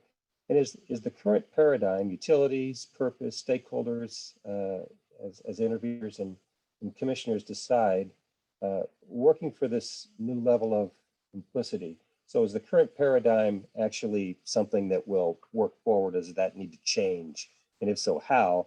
And should we restructure the system entirely, throw it all out and start over? Or should we focus on investment and capability building for these players, in essence, providing them some more tools to be a little smarter in their jobs? Keep in mind that the average tenure for a state commissioner is 4 years. So don't pick on us too much. Or is there something else that needs to be put into the mix that we're not thinking about yet?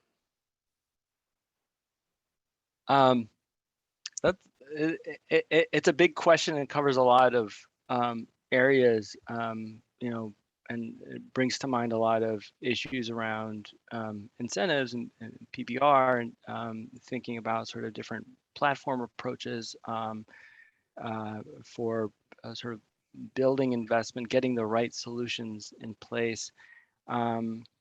It's such a complex question, so dependent on kind of the specific structures and you know, specific objectives that it makes it very difficult to kind of parse out in general terms.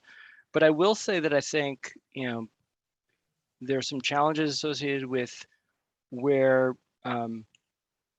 you know, relying on sort of traditional approaches, but I do think, you know, utilities are in a unique place to address some issues and some market failures around, you know, the ability to enable outcomes, and they're uniquely situated. You know, unfortunately, we don't have the luxury of sort of starting fresh. We have to start with what we have, and you know, I think we've been thinking a lot about sort of, you know, obligation to serve and access to electricity. I think we'll think about sort of a broader set of considerations as time goes on in terms of sort of what's the role of the utility and what are the outcomes that utilities are enabling. And I think, you know, that's why I sort of landed on those yellow circles at the end of my talk, which is sort of what are the objectives that we're driving to.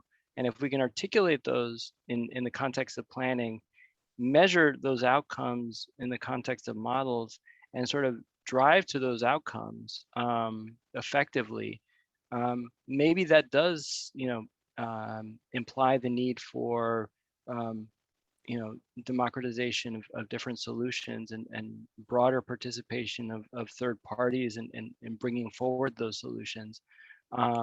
But at the very least, I think it says that we need to be able to lay out what those objectives are in the context of planning, so we know when we got there and we know when we missed the mark. Okay, we've got a question, I believe, from Cindy Wilson. I think she's throwing that out to everyone. Cindy, if you could unmute, maybe I could just have you ask that question and elaborate, so we can draw some more people out and actually try to address your question.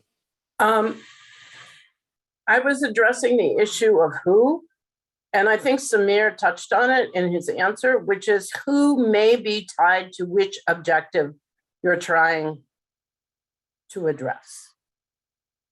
It may not, I mean, every objective may not involve everyone. It may help to segment the populations involved. And Samir and others are welcome to comment on that. Segment the populations involved in terms of the solutions considered, in terms of the participation, the stakeholder participation in using the models, in interpreting the models, etc. I am from DOE. We are trying to provide technical assistance through you, all the entities represented at this table. And one of the issues is who needs the technical assistance, and on the modeling and analysis, at what level should different parties receive it? Should we have derivative tools for those who are less technically capable?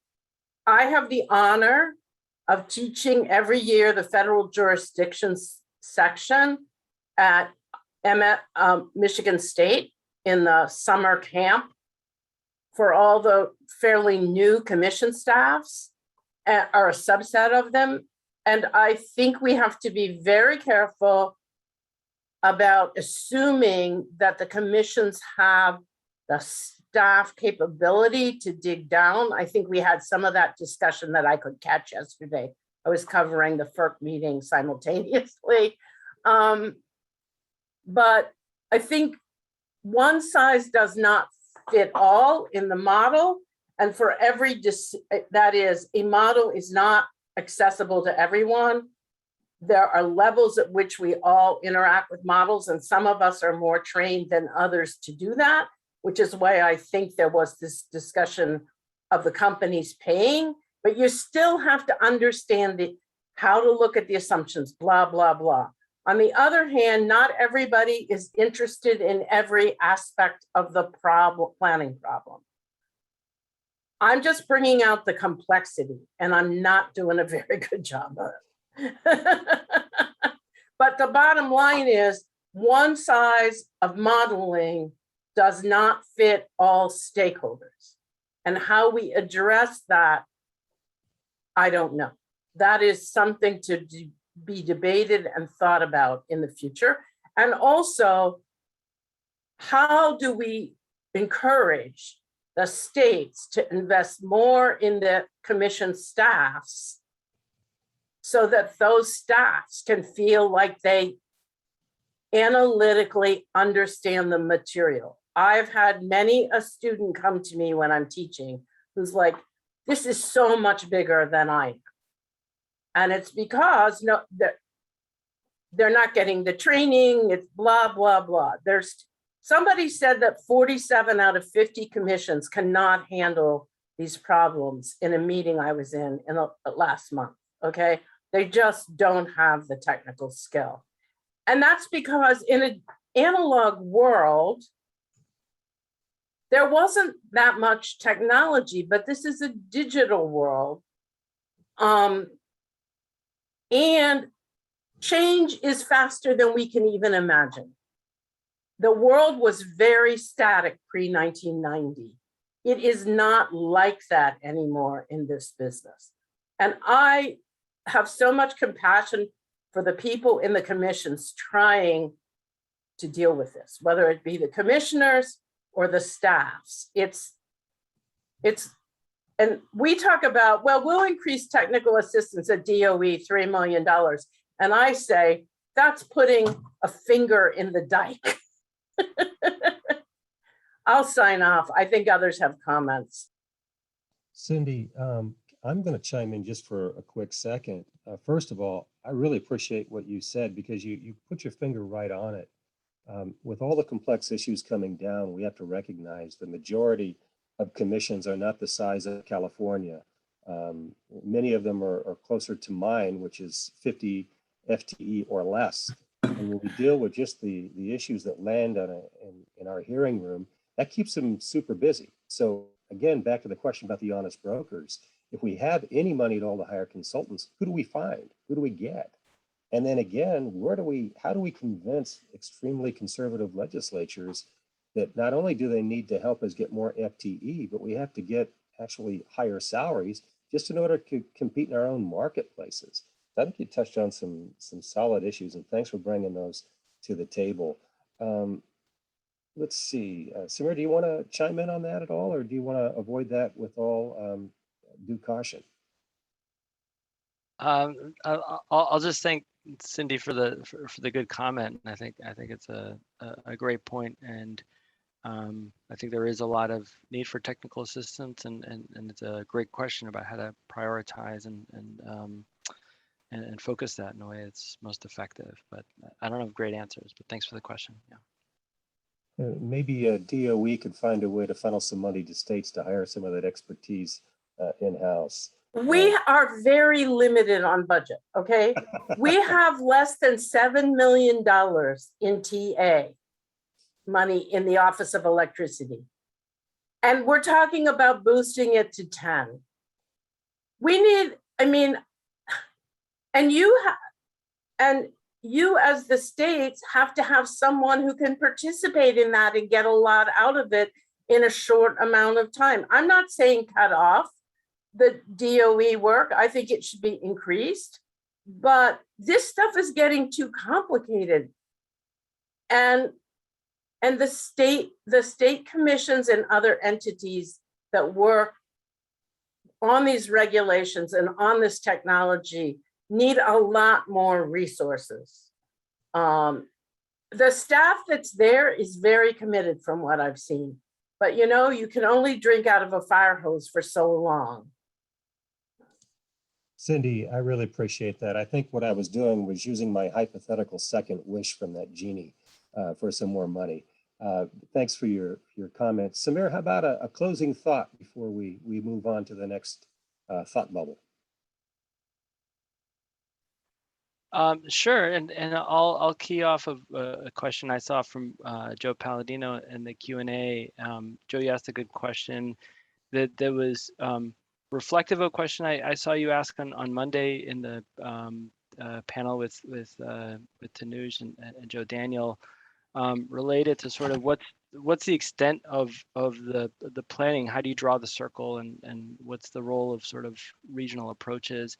And the challenge is, with distribution planning, it's so many more assets, so much more complexity, that you really, and this I think was reflected a little bit in Tanuj, your response in terms of sort of, we need to retain sort of the local expertise of the distribution utilities, because they have a unique perspective on their system, but also balance that against sort of the ways to iterate sort of that planning and those perspectives in kind of a regional sense, but also provide effective means to for stakeholders to participate in these more complex proceedings. So I think the question of sort of what's the geographical extent at which you're doing this comprehensive planning in an effective way, I think is a good question, and I think central to that trade-off that I mentioned earlier in terms of sort of the transparency versus the complexity versus continuing to be nimble in the face of technological change. So thanks for that question, Joe. I think it tied together a couple different points and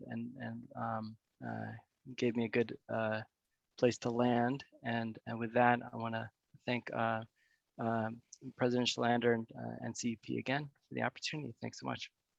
Thank you, Samir. Really enjoyed your comments and look forward to hearing from you again sometime soon.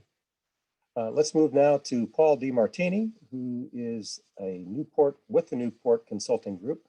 Paul is a leader on the business policy and technology dimensions of a more distributed power system. His work draws upon a unique set of successful executive experiences he utilized to transform utility operations, and his extensive writings and consulting work have influenced industry transformation efforts in Australia, Canada, and across the United States. Paul, welcome to the virtual stage. Thank you. I appreciate the opportunity to share a few thoughts today. Let me pull this up.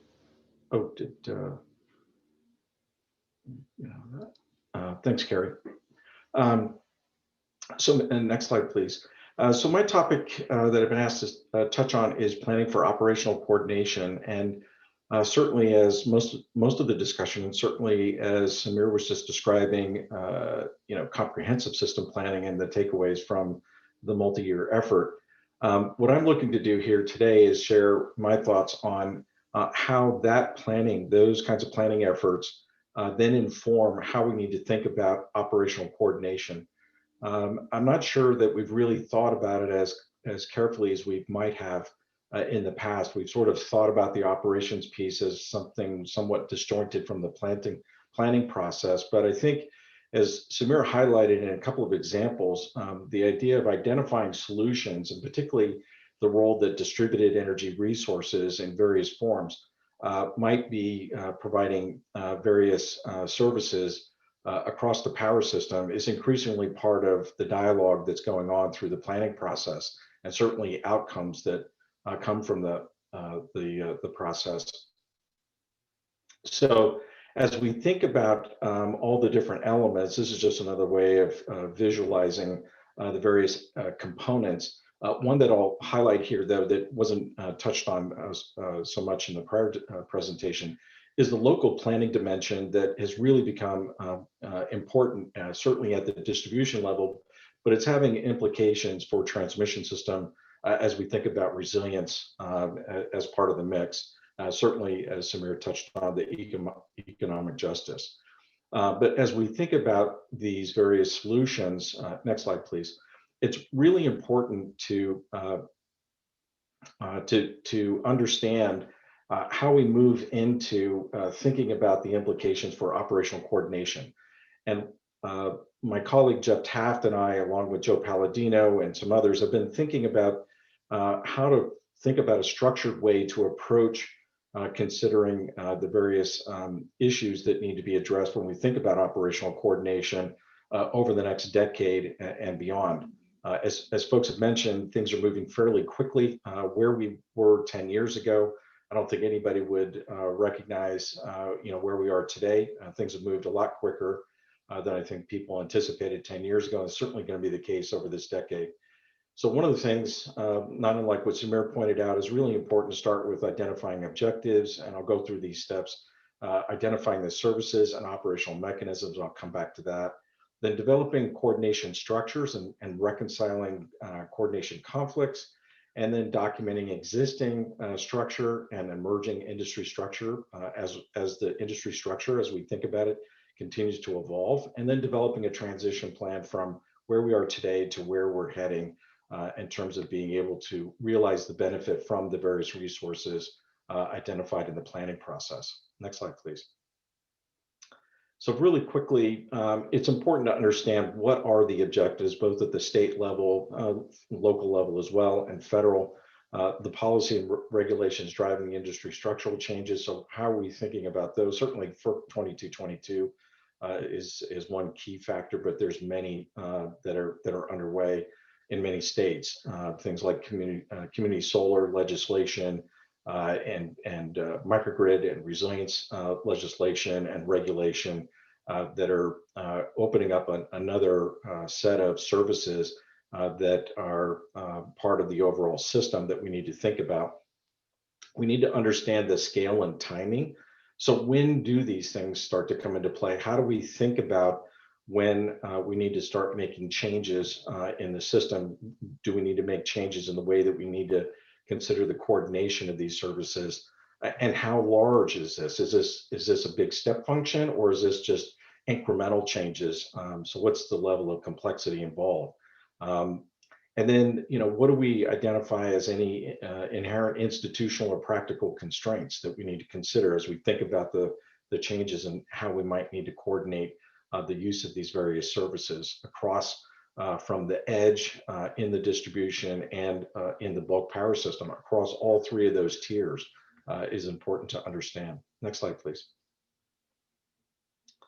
So as we start to think about this, for those of you familiar with the work that I've been involved with for, about 6 years now, looking at operational coordination, one of the things that we've started to realize is that we kind of skipped over a really important step, and that is really focusing some depth on identifying the services. Now, there's been a lot of work on this in the context of value stacking and trying to maximize the value of distributed resources. But one of the things that's kind of been missing in that is really thinking a little bit more closely at where in the system those various services may actually apply. So the application of these various types of services, where they may exist in the system.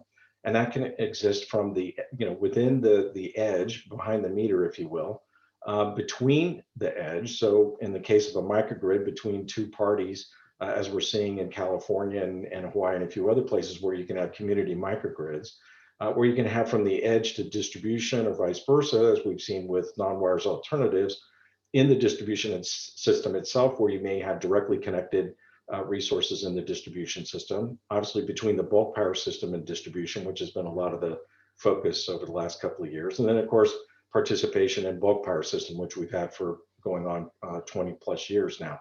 With demand response and some others. So we have a number of different places where services, and these are sort of a generalized list of services and not complete, but these can all exist in different places in the system, and each may have different characteristics related to each, including what I'm calling the operating mechanism. Next slide, please. And when we think about these services, we also know, because of these value stacking opportunities, that is to combine the value so that you can provide multiple services potentially, we can see that we get combinations of these various services at different places in the grid. So when we think about a virtual power plant, we may have things that at the edge that are, autonomously providing energy to the customer that bought that or leased that say solar PV and battery. We may be providing non-wires alternatives or in the form of load reduction using a battery. There may be autonomous voltage and VAR services being provided through advanced inverter functions. And then also potentially through aggregation participating in the bulk power system on a variety of different services. Each of these services at each point in the system has different characteristics. Same thing with, for example, a community microgrid. Again, different places in the system, services being provided, each with different characteristics that drive different coordination needs. Next slide, please. So as we think about this, as I said, the operating mechanisms become particularly important, and it's one that we haven't really spent as much time on.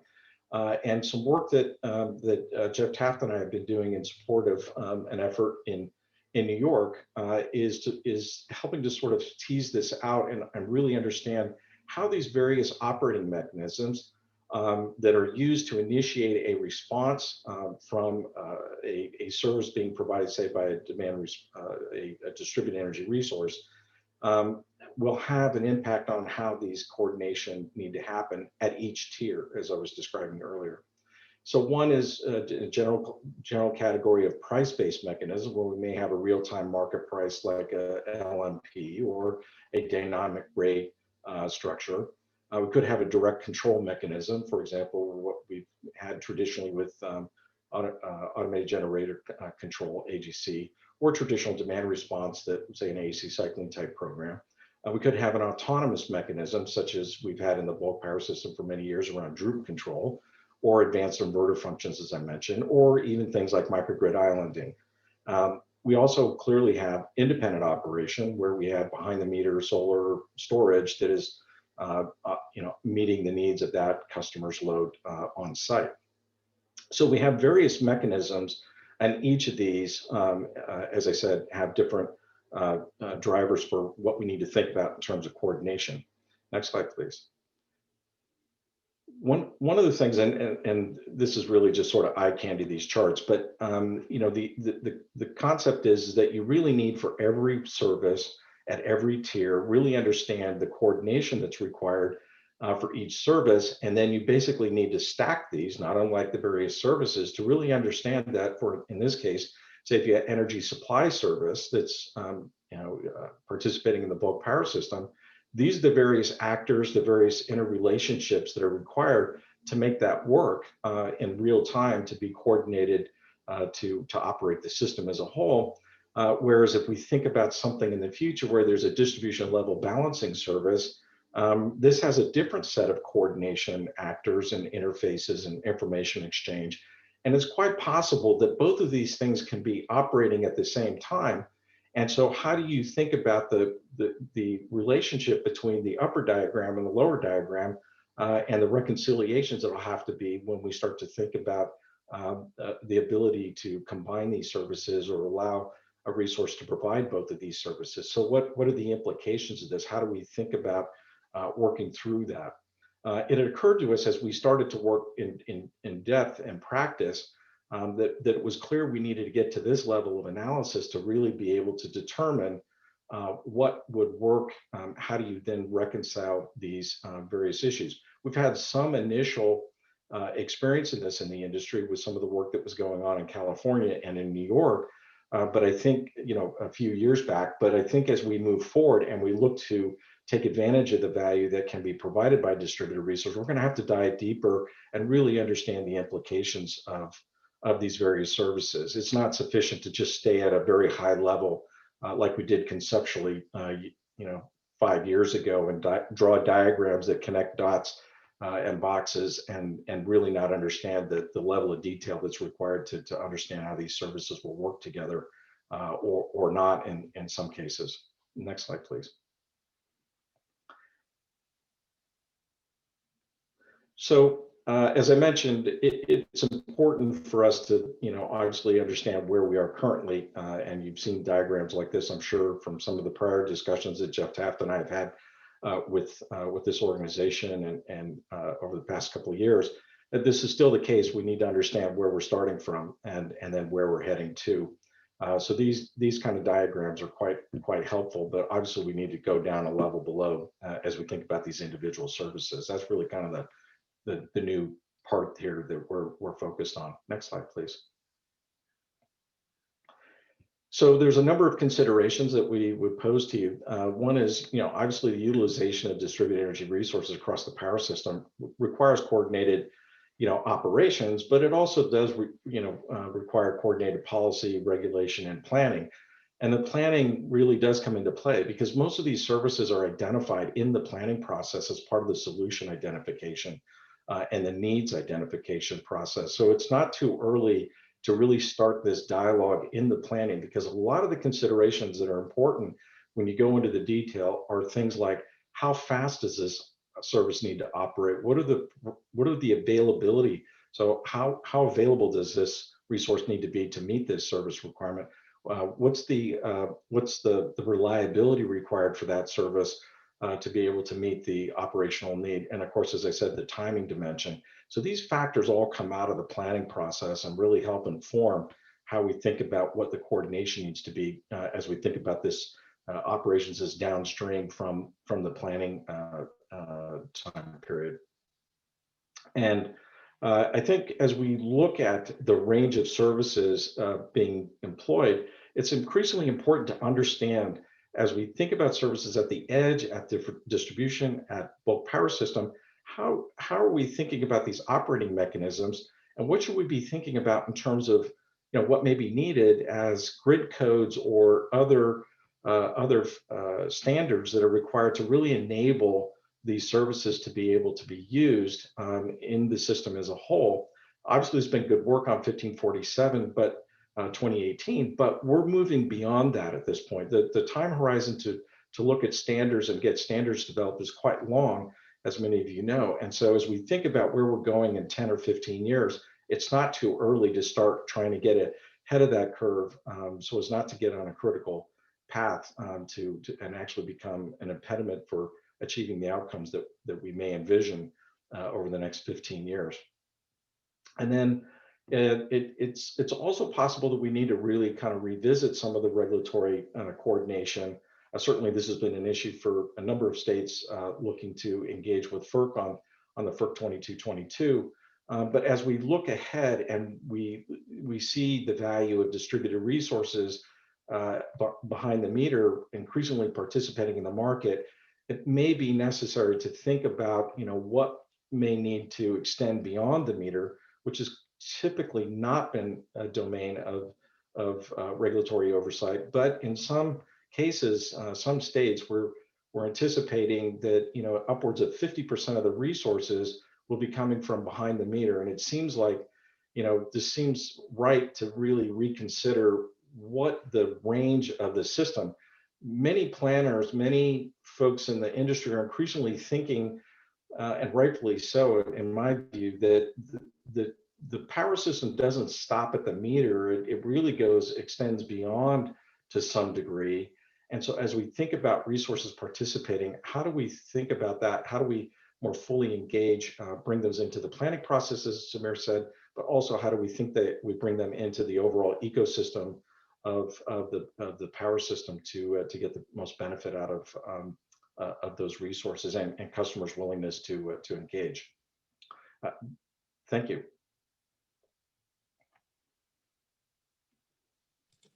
Paul, thank you. That was a lot to unpack, and I really do appreciate you putting out a lot of thoughts that I'm sure that we're going to see some more stuff show up in the chat.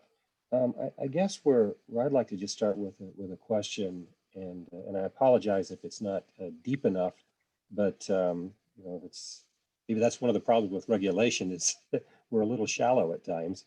But I've always heard from folks at the lab, and as they talk about new technologies, that they can always make it work on the lab bench, and they can understand what the operational concerns are on the lab bench. When they get it at scale, that's when things really start to unfold and unfurl. So as you look at this from an operational planning perspective and conflicts, how do we try to adjust for that and recognize that as we're setting up these programs things are going to change. And especially when you're dealing with a lot of people who want it to be one and done. You know, I'm going to make this investment on my side of it, my edge of the distribution system. And I want to make sure nothing changes so I can recover my costs. Nothing changes. But now we discover new things in there. How do we plan for that from an operational perspective? Well, I think, and this I think ties back to a question you asked Samir, which is one of the things I think that we don't spend enough time in the planning process, and certainly as both in planning and in sort of the investment side of the planning process, is when do we need to make a decision? And what are the thresholds under which a change is required? We think about things, say in resource planning, about retirements or load change. But as we move forward, many of the decisions are not that simple, as we were discussing earlier.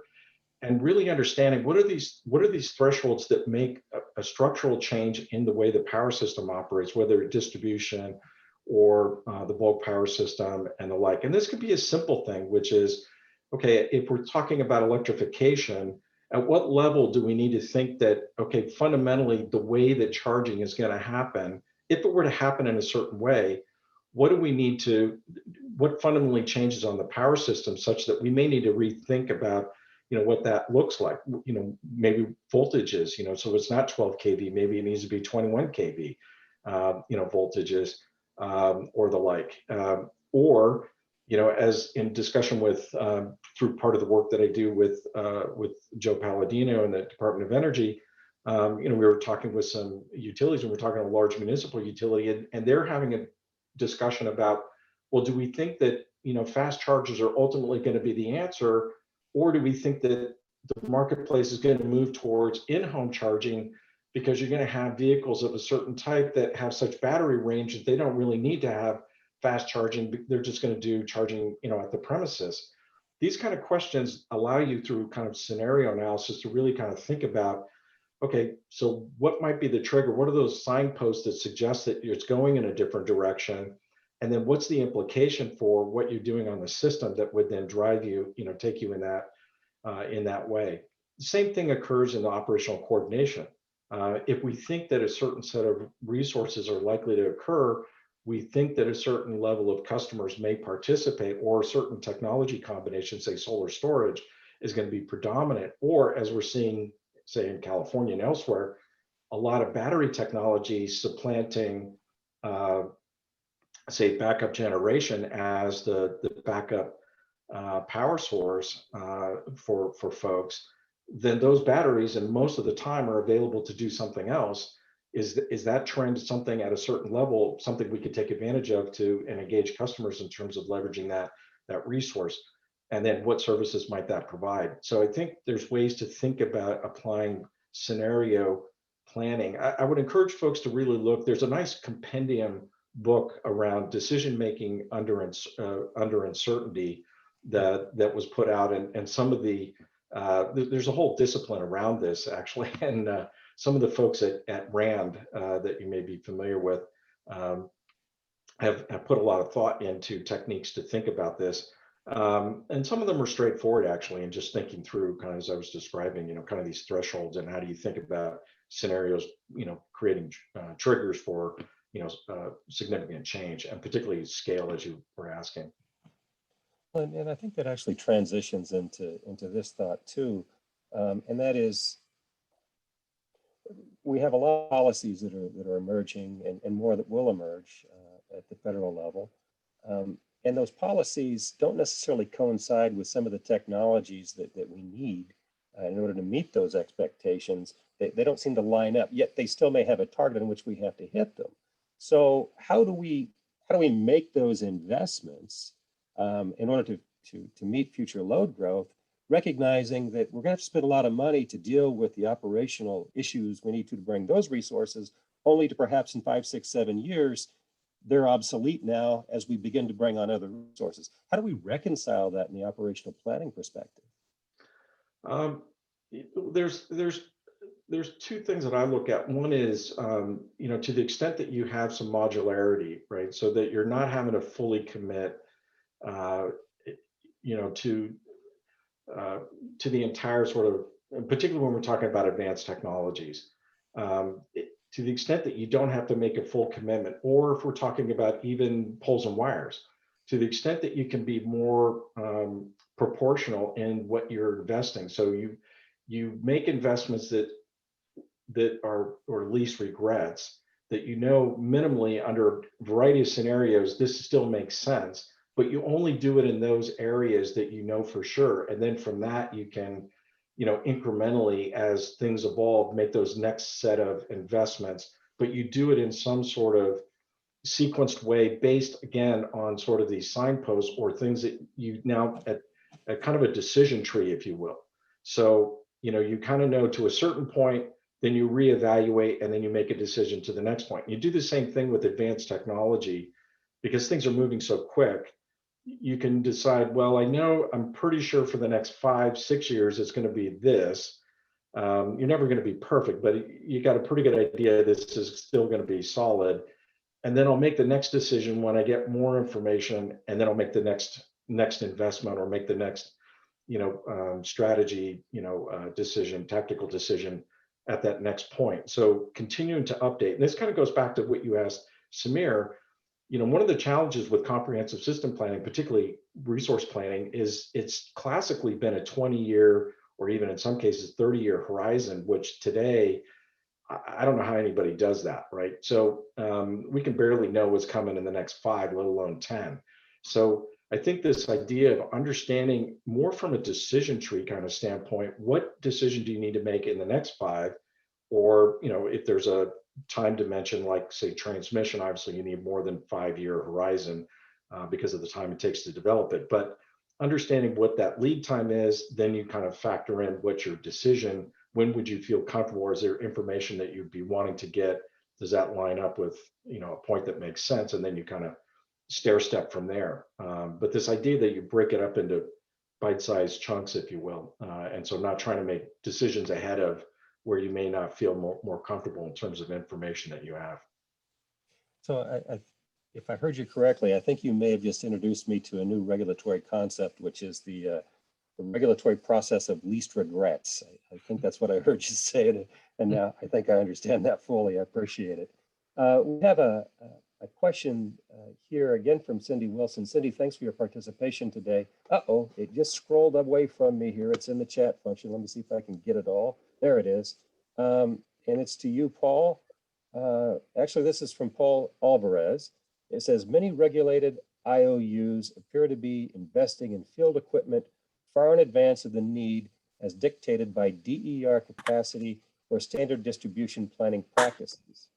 Further, many seem to be anticipating DER-related issues that may not come to pass, for example, assuming the protection issues associated with synchronous DER, such as CHP, also exist for asynchronous DER, such as PV, solar, and battery storage. So here's the question: how do you recommend this be addressed, particularly given the information and expertise among staff and stakeholders discussed earlier? So the approach appreciate Paul's question.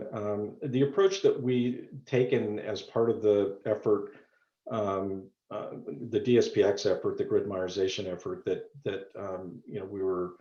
we were developing over the past 4 or 5 years, that approach is similar to what I was describing. We were putting forward that you could basically, obviously you've got planning horizons and different assumptions, but you basically make these least regrets investments based on scenario-based planning, as I was describing, and you do them for periods of time that you have pretty good information about what's going to occur.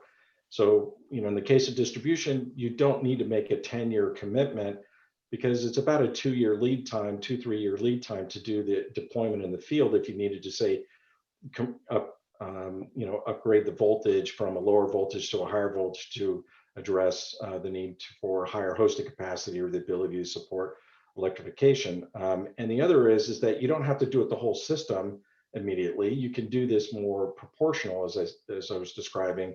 So because we're seeing adoption rates that tend to cluster in various areas around a utility service territory. So you kind of focus your investments in those areas that you know that are pretty likely to be adopting based on, you know, near-term forecasts that tend to be pretty good.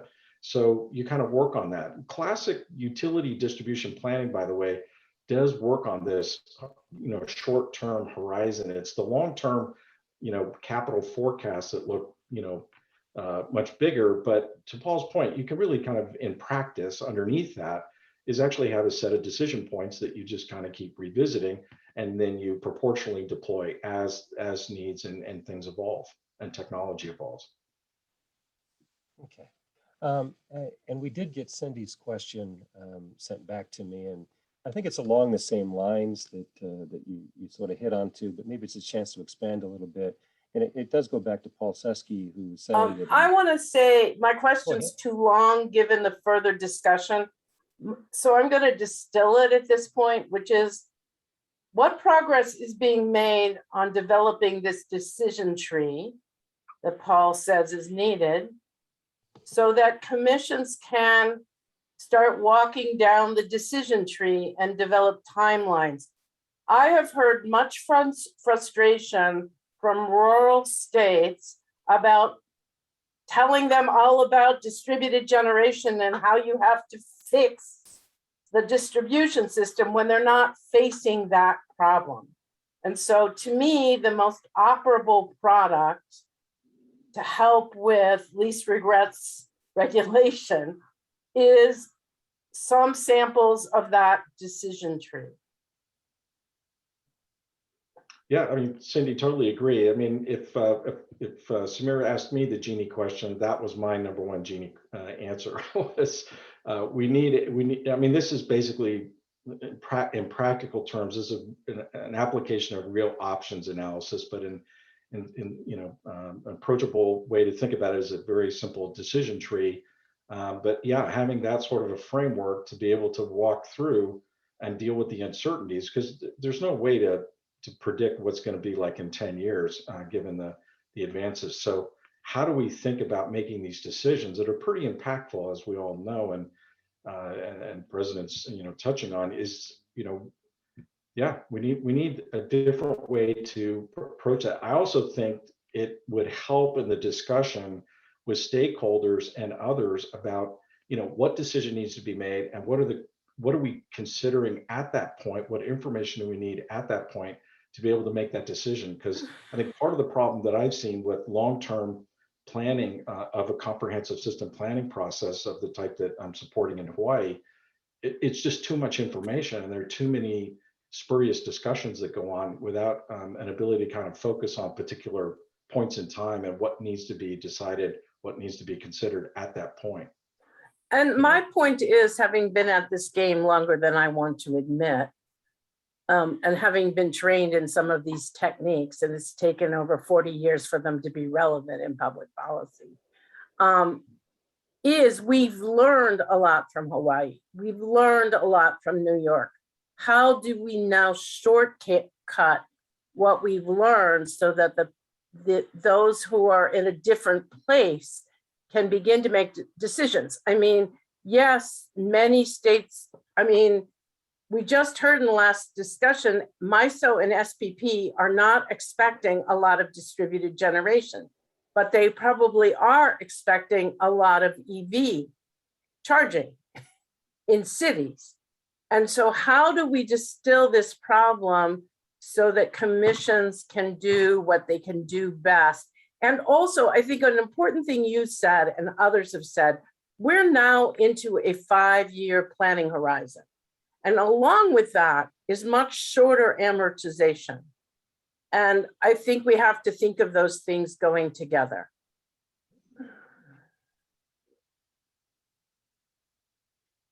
Yeah, I agree. I mean, amortization will be a factor that probably needs to be, you know, considered under, you know, for certain things that we think are not gonna, that may have shorter functional obsolescence timeframes than we historically might have thought. That's certainly the case in some of the technology. I think AMI has proven that if you're highly software driven, the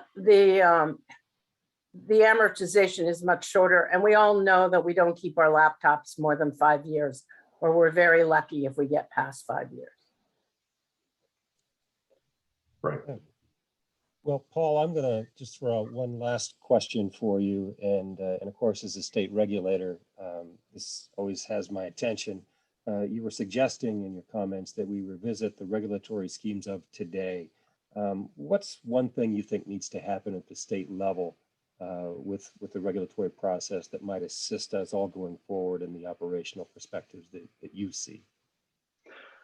I think that I mentioned this briefly, but this idea of grid codes, which is a concept that came out of Europe around what participants in the marketplace and in the bulk power system need to, sort of, it's almost like a code of conduct in addition to the technical requirements and commercial requirements. I think we need to start thinking a little bit more broadly than our current interconnection standards at the edge.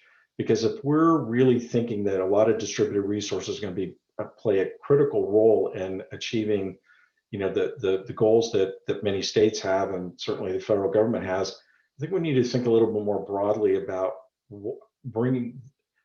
It's not just the customer, right? In many cases, we have entities that are the folks that are representing those customers through aggregation or actually own the assets and participating directly. But what do we need to do to think about bringing them in as not unlike what market participants of the bulk power system, what do we need to do at the distribution at the edge to engage those folks to bring them into the ecosystem in a more complete way so that, they are part of the system and as opposed to sort of arm's length, quasi arm's length that we kind of have today. So I think that's an area that probably needs a little more exploration, I should say, particularly as we think about the competitive nature. There's some market consolidation that's been going on. So how do we think about making sure if we're going to have competitive markets that they truly are competitive? What does that look like at the edge? I think that's an area to really kind of explore and learn from what we've learned from the bulk power system, over the last 25 years as that's developed. Well, Paul, we certainly do appreciate it. And I think I'm ready to run out and get my tattoo that says least regrets. I'll be ready to roll. Thanks for the time you spent with us and certainly do appreciate it. And now I believe that we are ready for a 10-minute break. Now, we may have cut into that just by about a minute, but why don't we all try to be back here around 3:10 so we can get started up with our next discussion leader, and we'll see you then. Yep, it's 3:10 now, so 3:20. We'll see you back in 10 minutes. Thank you.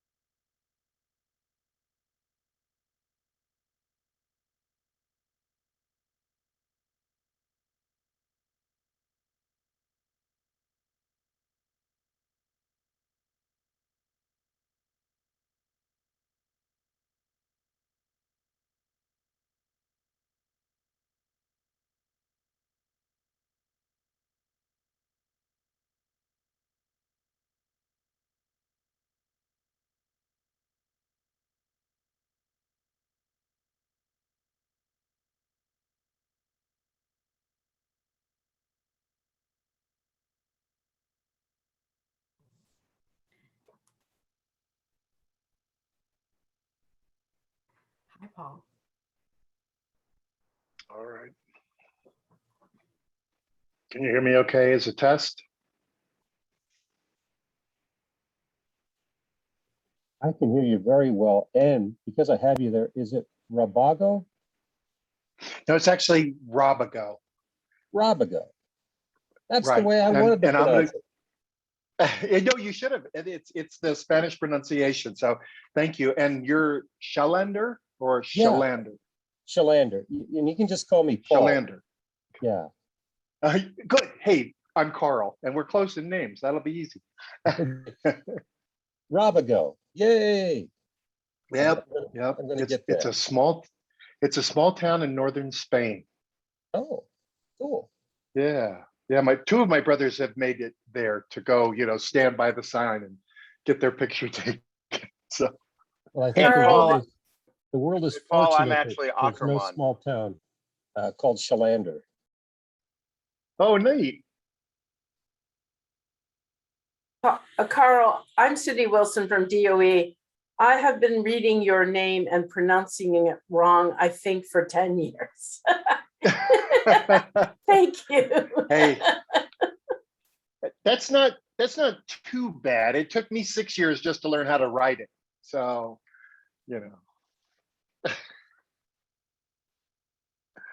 it's a funny thing because my dad stopped using the accent to try to Americanize the name as a Mexican American kid growing up on the border. But then more and more people were familiar with Spanish and they were pronouncing it rightly wrongly because without the accent, it is Rabago. So we had to put the accent back in because people were more attuned to Spanish language pronunciation to try to steer them towards Rabago. So who says there isn't progress?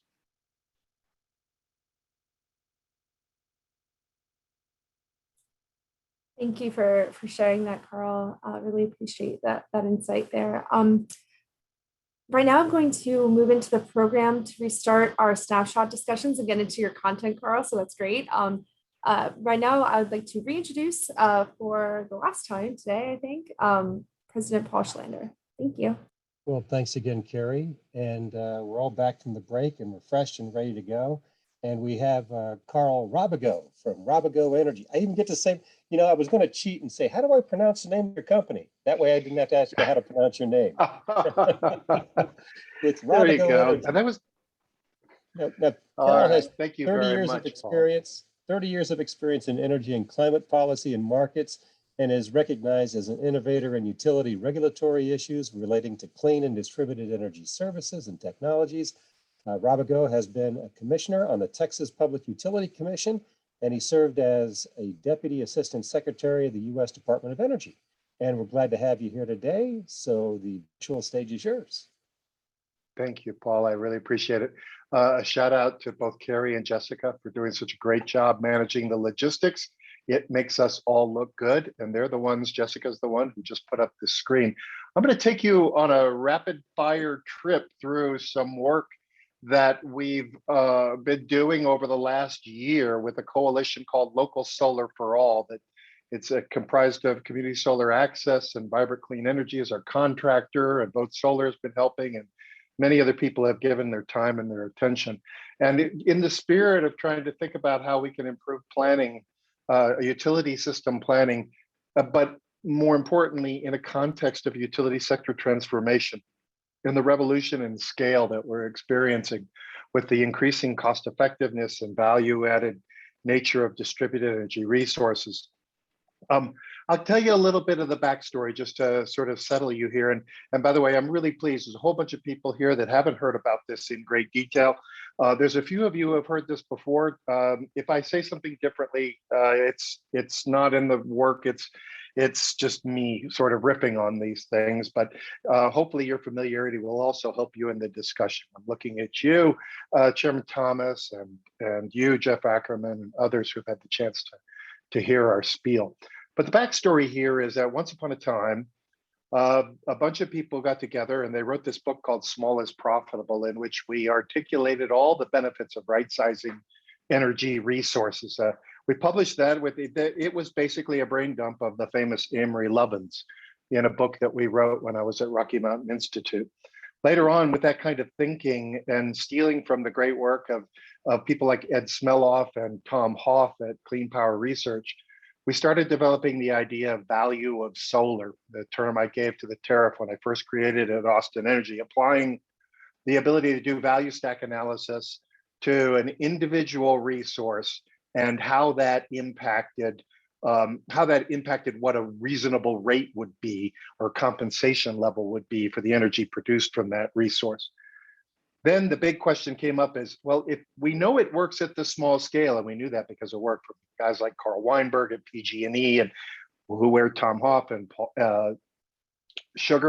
Dan Sugar and Howard Winger and a bunch of other people were working. We knew that it worked at the individual installation level. We knew it worked for the individual rooftop solar system. But the question we had for ourselves is, would it scale? What if we really relied on distributed resources to provide a significant component of what we need in terms of energy, firmness, all that other stuff in keeping a grid running? Would it work? Does it make sense at a large scale? Should we be looking at distributed local resources as resources? So that's the question. And we actually kind of skunk worked the project for a while, not really skunk works because we had a whole bunch of stakeholders involved. We called the pre-project YDER. And we found these folks at Vibrant Clean Energy who had this amazing new model that was less expensive to run and much more powerful than existing utility system models. And it was the perfect setting for asking the question, what can we do? So we got these team together, we parameterized this, we got the modelers to create an algorithm that would actually allow us to coordinate and optimize distributed energy resources within traditional utility capacity expansion and production cost modeling, using this amazing new tool that I'll go into in more detail on. And we said, well, should distributed energy resources be a part of the future for the lower 48 states? And by the way, we are looking really big, all 48 states, although we've subsequently done models on an individual state level. But we're looking really big, but at the same time, we're looking really small. I'll probably repeat this, but the resolution we're talking about is 1 kilowatt, 3 square kilometers, and 5 minutes. So we're really looking big and we're really looking small. And now let me take you through what we learned and how we did it. So go to the next slide. And putting the good stuff up front, here's what we learned. Without even moving to electrification, which will triple this value, just moving to eliminate 95% of the carbon from the electric system as it currently operates, but out to the year 2050, the United States could save $473 billion in capacity, in energy, in system costs. So the grid would be run $473 billion less expensively with virtually no carbon by the year 2050 if we take advantage of distributed energy resources. We get the incremental benefit of 2 million additional jobs. We would build out 223 gigawatts of local solar, and we would unlock the full potential of the utility resources that we would also need to build a lot of. So that's the takeaway. Let's talk about how we did it. Next slide, please. First thing we do is, in order to know where you stand, you need to know where you sit. Where we sit right now is with utility planning models that were built around trying to scrimp on on modeling calculation capability, because computers couldn't do much, and asking them to do big things like utility system planning for many years was really hard.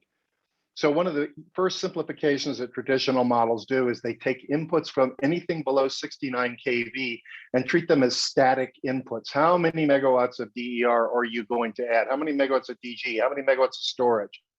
And you take those as static inputs because you can't possibly make a selection with each time increment that has to consider not only the full range of utility scale resources, but that wide range of distributed resources as well. Not surprising, the models limit themselves. The smallest increment you can look at is 50 megawatts. You do it on an hourly basis. And with that kind of resolution, you can get some good rough information, some rough justice, if you will, in the planning, but you're really not going to take advantage of your distributed resources. That's the way it used to be.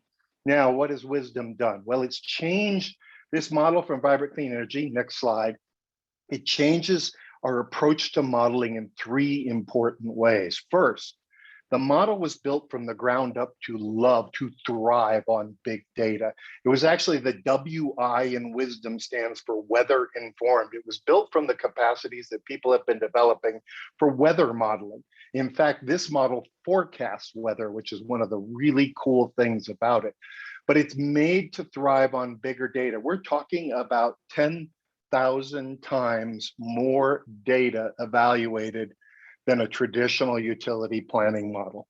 That enables us to cross that boundary at the 69 kilovolt line and to select in each increment of time from not just the pool of utility scale resources, but the pool of distributed resources as well. So you can right size the solution to your capacity requirements. And that allows you to take advantage of when you should be using the little stuff, even if it costs more, versus the big stuff, which costs less, but has to be transmitted and distributed, and look at total system type solutions. Let's go to the next slide. So we've knocked down the barrier. And now the resources you can consider more than double. The questions you can ask increase exponentially, and the answers you get are much more elegant. The system can truly optimize, and some pretty interesting and cool things also happen when you do this. Let's go to the next slide. The big things, the takeaways are, it turns out that local and clean in the electric grid is a lot less expensive than you think. In fact, it's the most cost-effective pathway for the United States at 48 states and for every individual state that we've modeled so far. The savings and additional benefits could be not just enormous. Like I said, about $500 billion US wide by the end of 2050.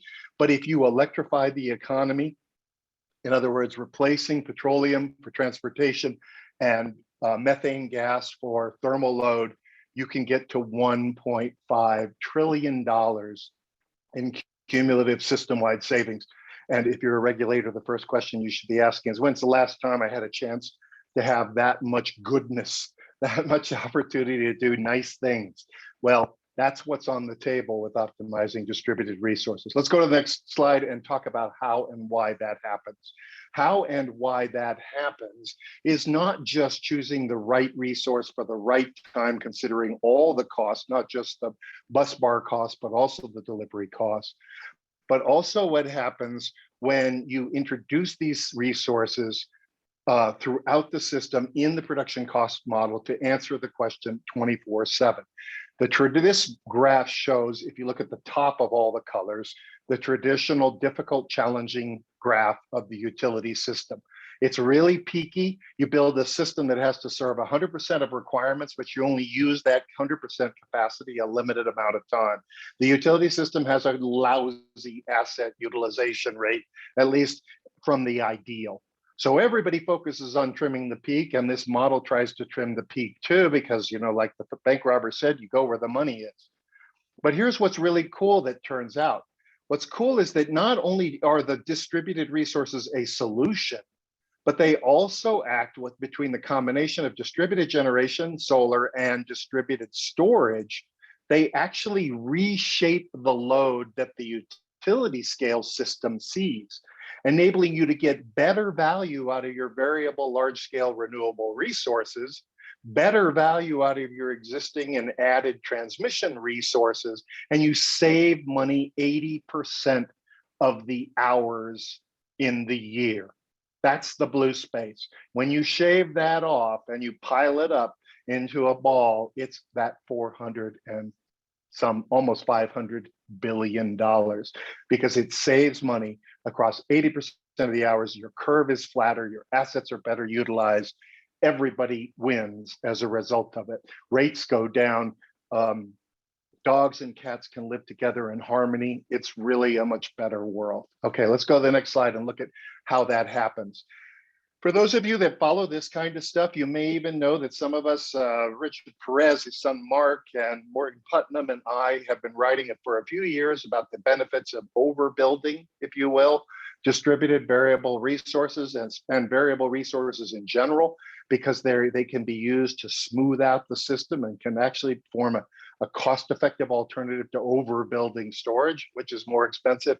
This graph shows how it really works when you have a model that can actually see the math.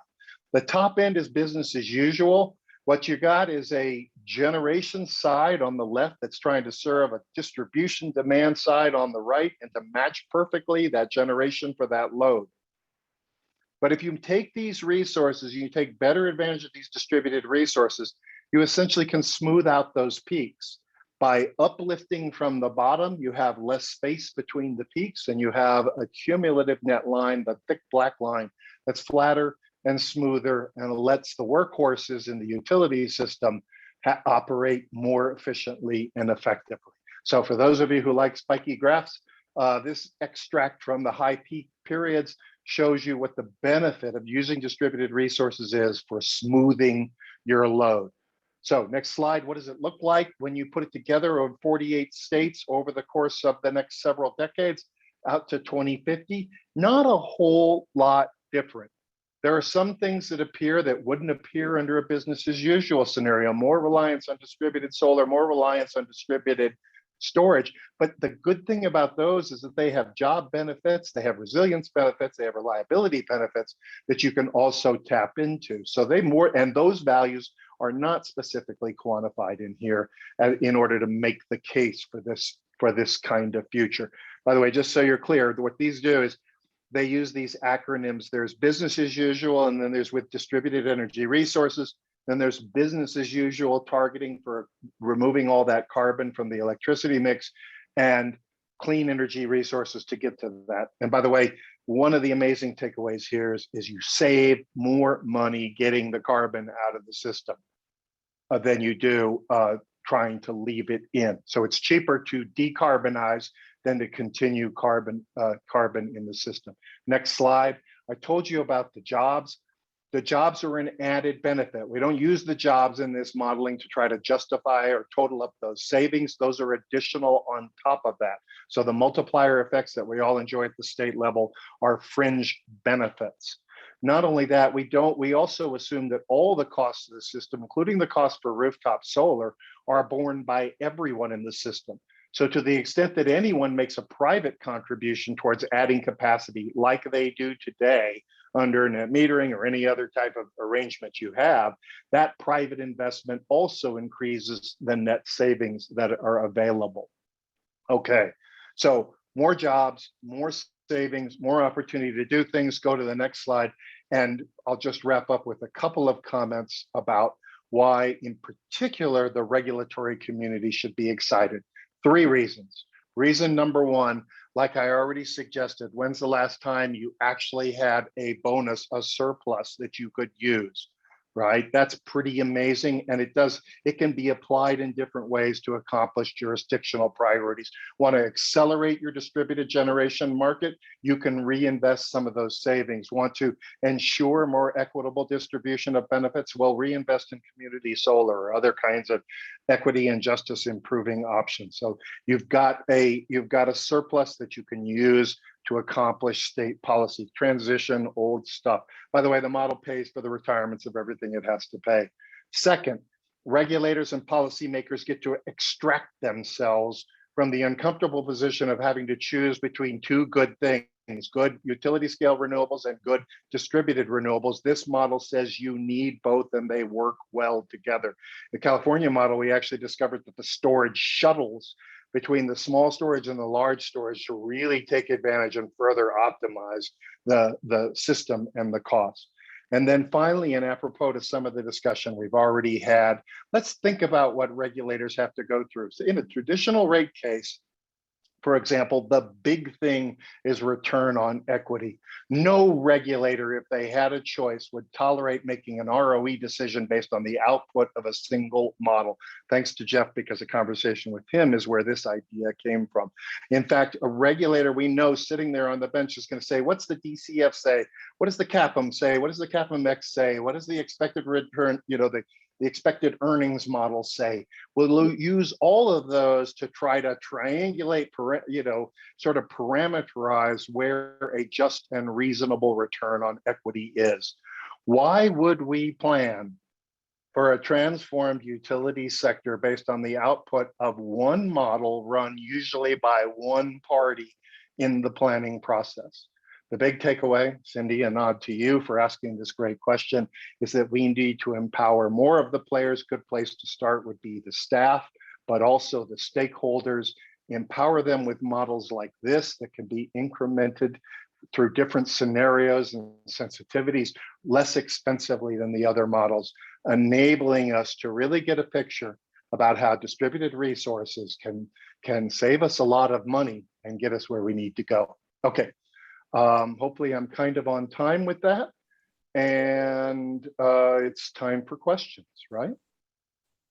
Well, thank you. And we have one here from Larissa Dobriansky, and I think I probably came as close as I'm going to with that.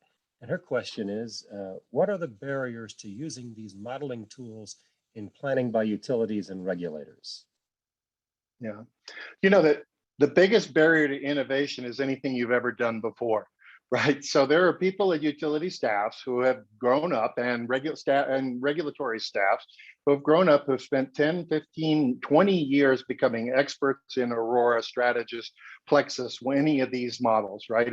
I do a lot of IRPs in Virginia, and the normal testimony is, well, what does the Plexus run say? Let's do a Plexus run, let's do it, whatever. And I'm not doing an advertisement for Plexus or any other. What I'm just saying is that they become part of the culture. So the biggest problem is where and how do we introduce ourselves to another model? Those of us in the local Solar for All Coalition are trying to do that. We've done California. We're about to release New York. We've done Illinois. We've published the results. We've shown the 48. We're doing more on the lower 48 in the next few weeks. So first thing is you have to be aware that there's an alternative. The second thing is you have to be aware that the model runs and tries to solve the problems exactly like every other model. They all pursue the same goal, the least cost solution to capacity and resource needs over some sort of time horizon. We need to require, commissioners should ask utilities to look at alternative modeling, at the very least to look at alternative scenarios. And if the model can't incorporate distributed resources in the scenario, then they should be looking at another model. I don't know if the wisdom model is the only one that can do this. It's the only one I've worked with. If you can look for something that has these capabilities, the technical documentation is all there, grab it, right? But people have to be aware. So utility guys get to go to EUCI training sessions. We need training sessions, familiarity. We need grants. Cindy needs to give out all that $7 million in grants to state regulators so that they can power up their staff. I put a note last thing I'll say, I put a note in the chat box. We don't blink an eye that the utility buys a license to one of these big models and then puts the cost of that license into rates or the cost of a case, an IRP or whatever. We all pay for that. So we socialize the cost of the utility doing the planning. What we're really trying to do is get the utility to do the planning in new, expanded, and different ways. So don't change that.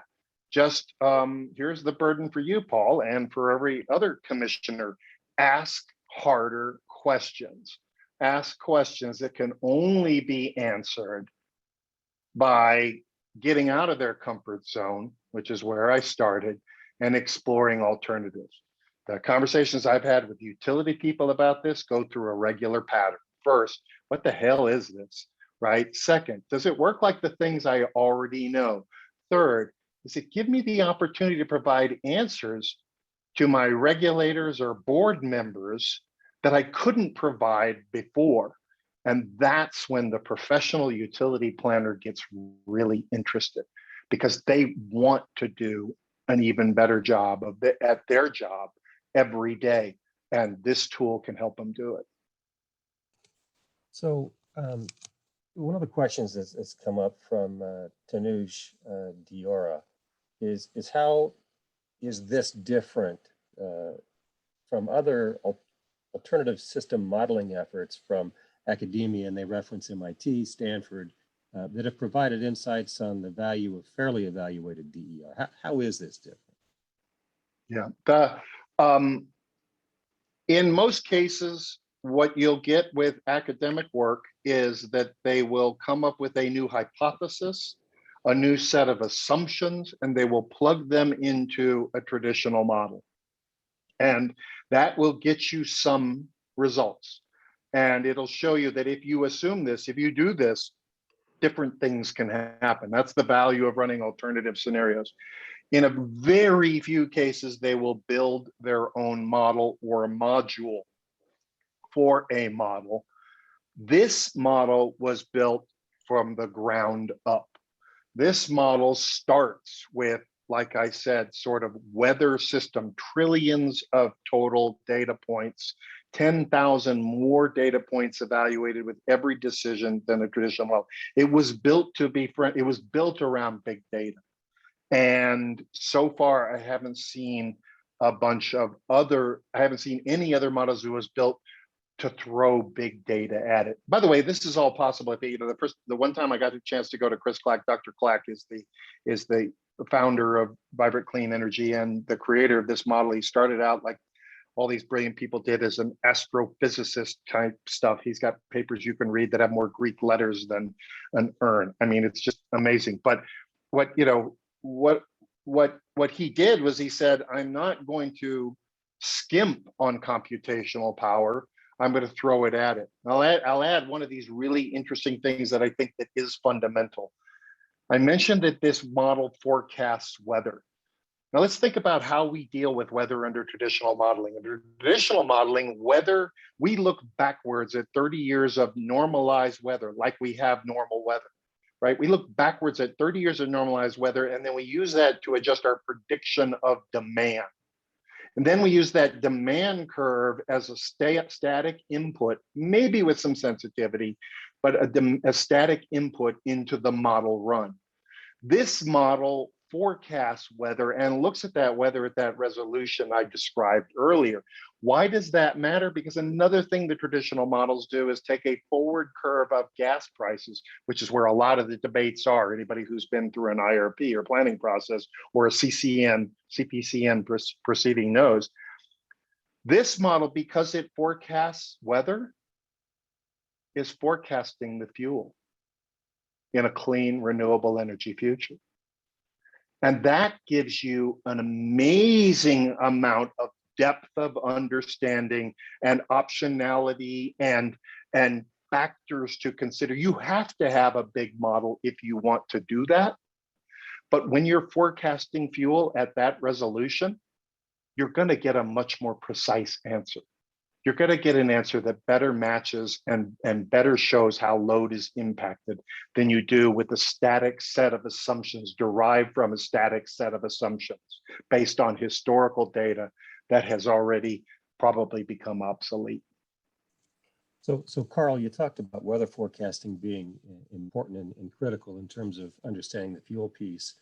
One of the things we're seeing in the West, I live in the West, I mentioned California and solar, increased wildfires. And I know from just outside my window from basically late July until just about yesterday, we had smoke coverage that I know has an impact on shielding with solar. So when we start to look at forecasting and models and being able to determine that fuel, what needs to change as we start to look at that and we're seeing more impacts of climate change, specifically with wildfires in the West, in order to make this modeling more robust and actually fit the needs of what we're seeing as an evolving, changing ecosystem? Yeah, at the very least, we need to understand, if we don't change anything about our models, we need to understand that our error bars need to get a lot bigger, right? Because anything you assume, like you just intimated, you assume a certain production rate off of a solar panel, but if it's shrouded in a layer of smoke for 90, 120 of the highest production days of the year, then you're going to have a different assumption about that. Your error bar needs to get bigger, right? We need to, there's some incremental steps we can make up. 5 years ago, I was in a case with Central Hudson where they came to the New York Public Service Commission and they said, we don't trust the last 30 years of normalized weather for modeling our extreme weather events anymore. So they shortened the horizon on that to 10 years. There's a real question as to whether we should be normalizing anything or using any of these 30-year lookbacks for weather anymore, because we're moving up an exponential curve. So that, again, and it's another sort of widen your error bars and understand that your range of certainty is way less. That should translate into some kind of risk calculation in terms of the reliability of your output. You can't speak with as much certainty as you did before. The demand for alternative scenarios and increased numbers of sensitivities, you've got to give yourself more playing room for a more uncertain future. And that by itself is going to push everybody in the modeling business to figure out how to embrace big data, because otherwise it's just going to be, I will say that one of the disappointing things I've seen in IRPs in the last several years is, well, we're so uncertain, we don't even propose a recommended plan. We're just kind of leaving it up to you, commissioners. Where do you think, and we're, by the way, our short-term plan, we're just going to keep doing business as usual, hanging wire, building gas plants, just what we plan to do. That is not the answer to the increased range of uncertainty. And going back to what previous speakers said is, we probably all need to get to be more expert in decision-making in areas of uncertainty today. So let's go back to sort of the question about the 3 wishes from the genie that we got early on, and I'm glad we got that leading into this. So as you sort of look to wrap up your thoughts and ideas, and you start to look at solar distributed energy resources playing a significant role, of course, in tandem with larger utility scale, what needs to happen to the technology over the next 5 to 6 years to ensure that it's robust enough to actually convince regulators that this is the right path forward, that this is the thing of least regrets, bringing in something from a previous panel? What do you see there? Yep. So the very first thing is to recognize that while we're focused on improving the planning, it is also true in the CFO's office at the utility that they see this distributed energy future as competition. We should not substitute a favorable competitive outcome for a favorable planning outcome. They are not the same. This is not the time to implicitly pick the winner between whether it's going to be utility scale or distributed scale. If nothing else, my study should show you that you risk scraping huge amounts of value off the table if you tilt in the direction of one end or the other in that continuum. So first advice, like the doctors say, first, do no harm. You're going to need everything, right? Second, empower and resource staffs. The last 10 or 20 years, we have been going through a really sad sort of just winnowing of the capacity of commission regulatory staffs. Make the case. It shouldn't be hard after Ida and wildfires and Sandy's. It should not be hard to make the case that the regulatory staff needs to be stronger and better trained and better equipped to support regulatory decisions and to meet the utilities professional to professional in discussing and addressing these critical issues.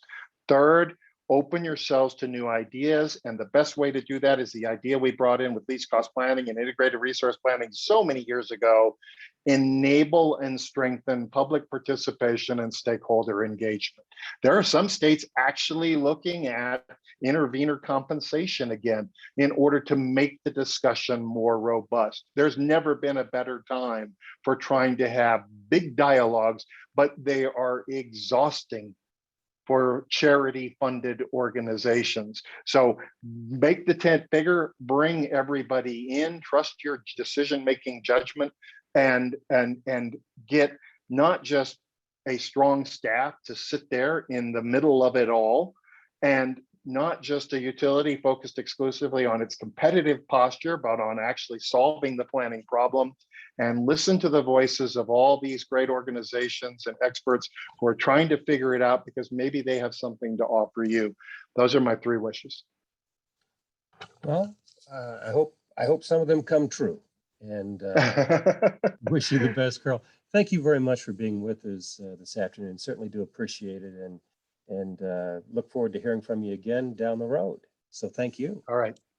Thank you, Paul. Thank you again to Carrie and to Jessica. Made me look good. Okay, great. Well, let's move on now. Our last but not least panel member today to kind of give us their thought bubble.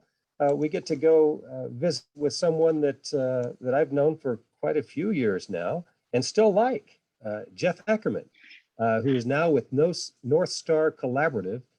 Jeff has experience at both the Colorado PUC and also that state's energy office, of which he served as the administrator. But most recently, he served as chairman of the PUC in Colorado. And during his tenure, he also served on NARUC's board of directors and was the chair of Energy Resources and the Environment. Jeff, it's always good to see you. And the virtual floor is yours. Thanks, Paul. Good to be with you too. Appreciate the time. Appreciate being with a lot of folks I see connected in of current and former commissioners. Yeah, I come to you, as Paul mentioned, with those past perspectives, including drawing upon being commission staff at one time, having been an intervening party, expert witness in the commission at a time. And with that, I'm going to move to screen sharing here. And let's see, looks like you should be able to see my slides now. Looks good. And with that, what I want to do, and it picks up, and it's been great to hear Samir and Paul and Carl and touch upon things they've already touched upon, and go back now to a kind of a big picture here of process innovation and speak at this at sort of very much at a macro level. So what I'm going to try and touch upon, and a lot of it is going to come back around again to what Carl was just speaking to, and then specifically to what the good Dr. Clack up in Boulder has been working on in this space, because I think he's on to something having to do with how to think about our regulatory process and stepping back and look at that process freshly and understand what the commissioner's role in that process, what the expectations on the process are, and how, based upon what the task force was working on, because I also then served in that capacity while at NARUC and as the chair of the Colorado Commission, as a co-chair of the task force overseeing the NARUC NASIO comprehensive system planning process. What we looked at in what I want to start on fundamentally, and you heard Carl talking about it, is at the heart of regulatory process is decision making, and to understand that this is kind of how my mind works anyway, and this may be oversimplified, but to start with our fundamentals, start with if you're going to do process improvement, I think you have to first kind of reaffirm your fundamentals of what it is that we do as commissioners. What do we expect the regulatory process to do? And that I think there's the distinction I would draw out here, and I've learned it sometimes somewhat painfully, and also had it imposed upon me from others, is that in a lot of ways, regulators are fundamentally decision makers, oftentimes seen as policy makers. And that's a gray line, of course, but I think it's important to understand where policy fits into the regulatory process and where decision making is at stake in the regulatory process. Because I think if you're going to talk about decision making, then you need to look at fundamentally, it starts with defining problems or knowing what the situation is. Using 2 quick examples from my own past experience and everyone's generic experience. In rate design, you start with that premise of, what is the projected revenue? What does the utility think it needs for the test year?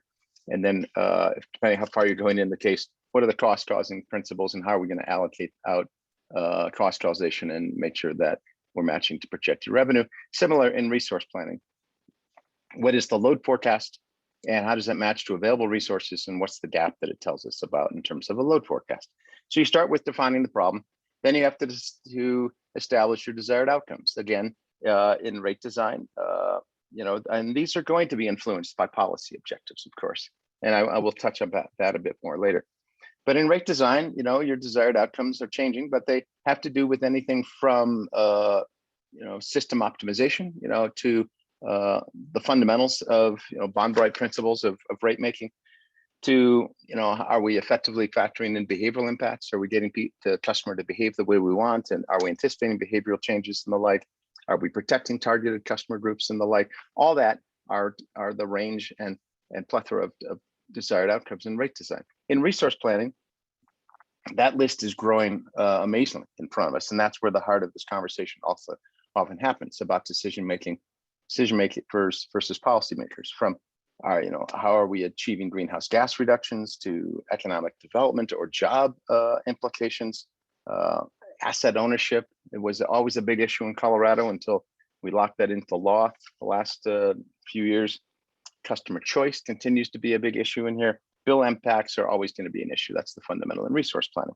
So then from there, then you have to identify options. That's where we're getting into this conversation about modeling.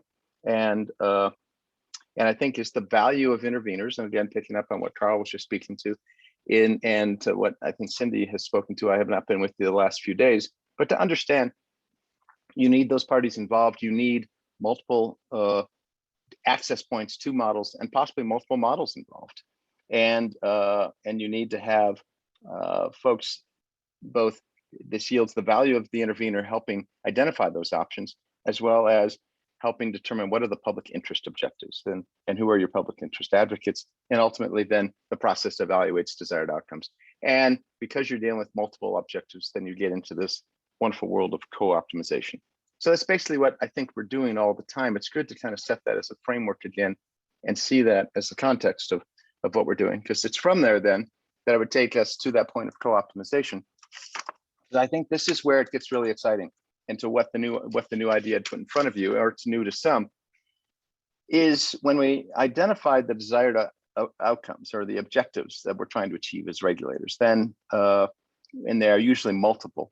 Then the challenge is, how do I simultaneously achieve multiple outcomes? Again, as decision makers, and all of us as human beings are decision makers. I mean, this is no different than parents and a family trying to decide where to go on family vacation, and how are you going to achieve the different outcomes of who wants to go where. It's the same decision-making process, just with a little more at stake. So use an example with, again, to resource planning, or what we call electric resource planning in Colorado, or now is evolving into clean energy planning. Again, it's this process of the situation through the objectives to priorities, understanding which priorities can be quantified versus which are qualitative in nature. And then how do you model? And then based on that, how do you make those selections? I think it's important. We'll get to this point in a minute about quantitative versus qualitative, because I think that's at the heart of what we're doing in this process. But I would put forth this as just a hypothetical for you then, to elaborate on what I was putting on the last slide, is picture that across the bottom there, you have multiple objectives, from greenhouse gas reduction to economic development impacts, net bill impacts, customer choice, and net labor impacts, which I found labor and economic development impacts don't often go together. They get packaged together, but have their own standing and their own purpose there. What I'm trying to articulate for you here is that there becomes a point, through the help of building the record of what's in the darker color there in the reddish tone, is you come up with setting priorities for these objectives. It's sort of the I used to quip in a lot of different settings about those who read Animal Farm, of all animals are created equal, some are more equal than other. We start with all objectives feeling equal, then we start to realize some are truly more important than others. We live in a world, at least in some states, where greenhouse gas reduction is going to drive everything. So that becomes your first priority. We still have to be sensitive to customers and from a bill impact. So oftentimes you'll see bill impact might be the second priority, while at the same time, economic development is really showing its momentum as a high priority. So I put that third in this hypothetical. And then the other ones that trail along but are still important, you have to factor in, are how are we promoting customer choice, factoring in customer choice? How are we factoring in the needs and concerns of labor and the like? And so with that, you could see that this is the way we could start to look at how this process could work out, is that you have a process, and with the help of enough intervening parties and with building good record, you identify what your objectives are. You establish priorities. You decide which of these can be quantified versus qualified. And that's what I'm showing on the bottom row there, is what are we going to look at, and what are we, and this often gets to be the role of the commissioners steering the regulatory process, not necessarily making the policy decisions here, but steering this enough to say, okay, parties, we need to define what we mean by economic development. Is it tax base? Is it jobs? Which of those are quantitative? Which are qualitative? Start to bring that into the record, so we have that in the record for us. And the same with, I think a lot of good data is there on greenhouse gas reduction. Even that, though, merits understanding what are we going to use in that process there. So once you have that in front of you, then continuing on, to show how this process would play out is, so once we've defined, quantified, ranked in resource planning, then you can start to establish portfolios. That's the nature of good modeling. And then bring forth those portfolios. Let's just again show, I'll simplify it down to 3 hypothetical portfolios. And what you could see here is that what comes into the record, what comes in front of the commissioners as decision makers, is you look at each of these objectives now and you look and say, okay, how does it, it almost becomes like a threshold criterion that it's going to have to meet objective number 1. Does it, at a minimum, reduce greenhouse gas by statutory amounts if you have statutory directive? Again, back to where policy fits into this. And then you get to the other factors that get more challenging, especially when you have one like economic development that's going to be potentially quantitative and qualitative.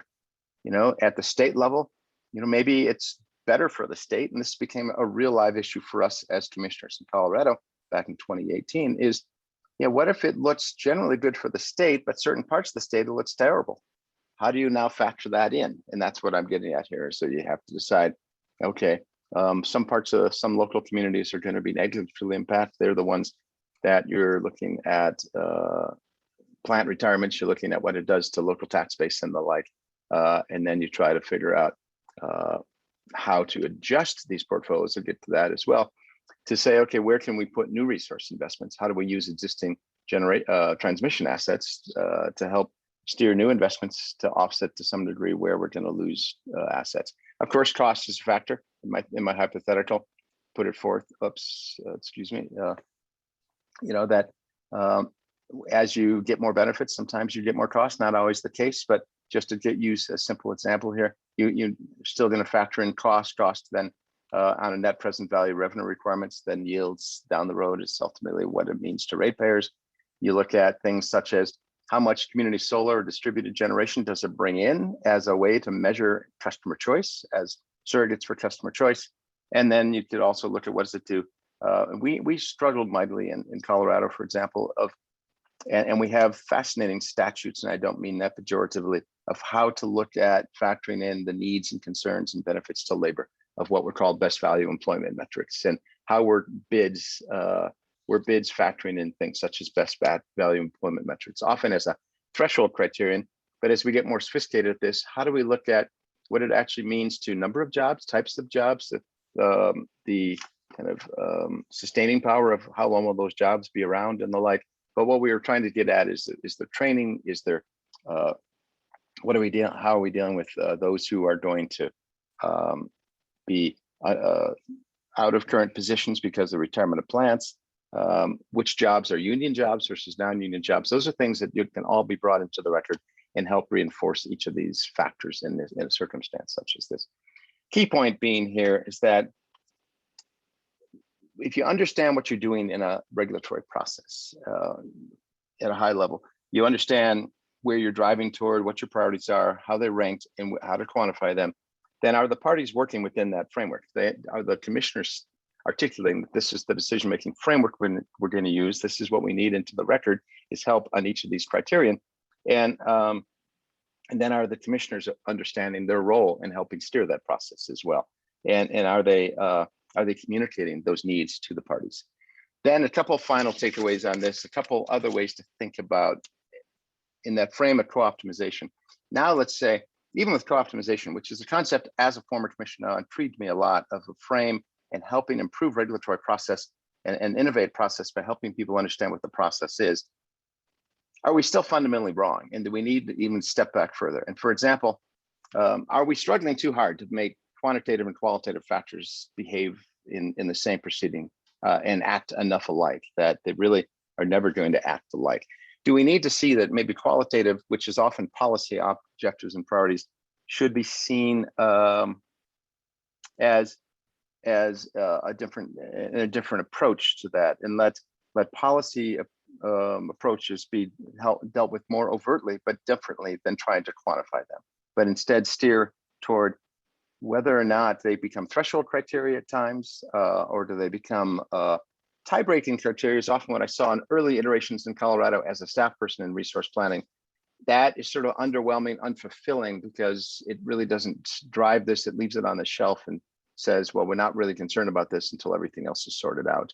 But it's what I'm trying to get at here is, do we, it's sort of back to, Samir's love of Venn diagrams. There's a Venn diagram of probably of what are our policy objectives and which are qualitative in nature, and what are our quantitative objectives, which are much more amenable to analysis. And there's some overlap between the two, but understanding those as two different arenas, and that we may need to think about and say, we are doing this to achieve particular policy objectives. And you make those decisions up front. Said the legislature, the laws, the executive orders tell us where we're going. Now we're going to let analysis give us options about how to get there. It's just one other thing to just stir the conversation with you.